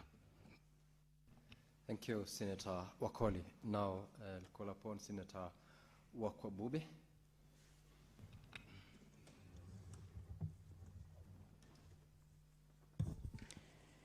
Thank you, Mr. Speaker, for according me this opportunity to contribute towards the Equalization Fund Appropriation Bill in this House. Most speakers have presented key issues pertaining the fund, and I want also to give my input as a rider to what Senator Wakoli has put across, majorly in Bungoma County. Looking at this equalization fund as a fund that was meant to bridge the gap, the developmental gaps in marginalized areas, so as to improve on the basic or rather essential services in those specific areas. A case in point here in Bungoma County is in Mount Elgon, which happens to be one of the 9 sub-counties in Bungoma County. Looking at the outcomes so far, I would categorically state and boldly state that this has not fully attained its objective of bringing these essential services in regard to water projects, electricity connectivity to the national grid, infrastructure, and the health facilities, because those are the key social amenities that we are looking at. Honorable Speaker, I want to say that this bill could have been well intended, but then the deliverables have not been realized insofar as our plans are concerned.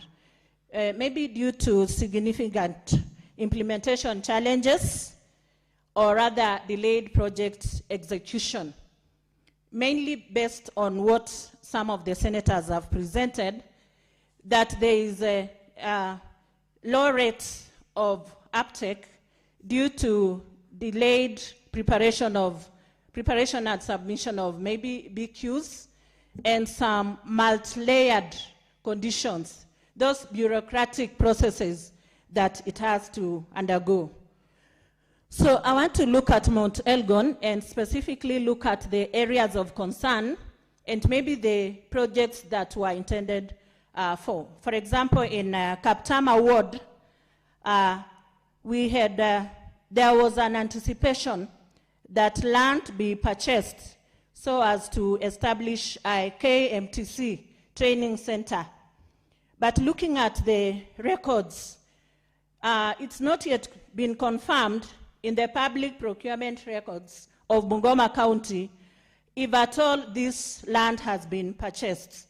So the status of that land purchase is still wanting, and we want to push and find out where this money is. Looking at the areas in Mount Elgon like Kamagul, Kubra, Sambocho, Sacho, Kapkrongo, Chongeyo, and Koshok. These are areas that need attention in regard to these social amenities. But so far, nothing is forthcoming. So I don't know if the projects are misaligned or maybe there are those shortcomings that lead to the Auditor General's disapproval of the budget that is intended for that. So maybe those strict approval processes and predefined conditions need to be relooked into, because this equalization fund is becoming, to me, it is increasingly contingent, because the fund has not been fully rolled out, or rather it hasn't been promptly rolled out, and therefore causing delayed impact to the targeted beneficiaries. So looking at Article 204, Clause 6 of the Constitution of Kenya, we are looking at that amendment in regard to the sunset clause. And I think its amendment aims at extending the lifespan of the fund to address these persistent developmental gaps. So I want to support the bill, but with the amendments. One, that maybe we can mainstream performance mechanism-based framework in it, so that we look at specifics. For example, looking at it this way, that we have an increasing push to make the funding contingent on targeted, specific, audited, and marginalized wards and constituencies, and maybe also pegging on the PFM Act and regulations. So, Mr. Speaker, I want to concur with the rest of the speakers that the intention was good, but the execution and implementation is nowhere. Thank you, Mr. Speaker, for according me that opportunity. I support, but with amendments. Let's all rise, honorable senators.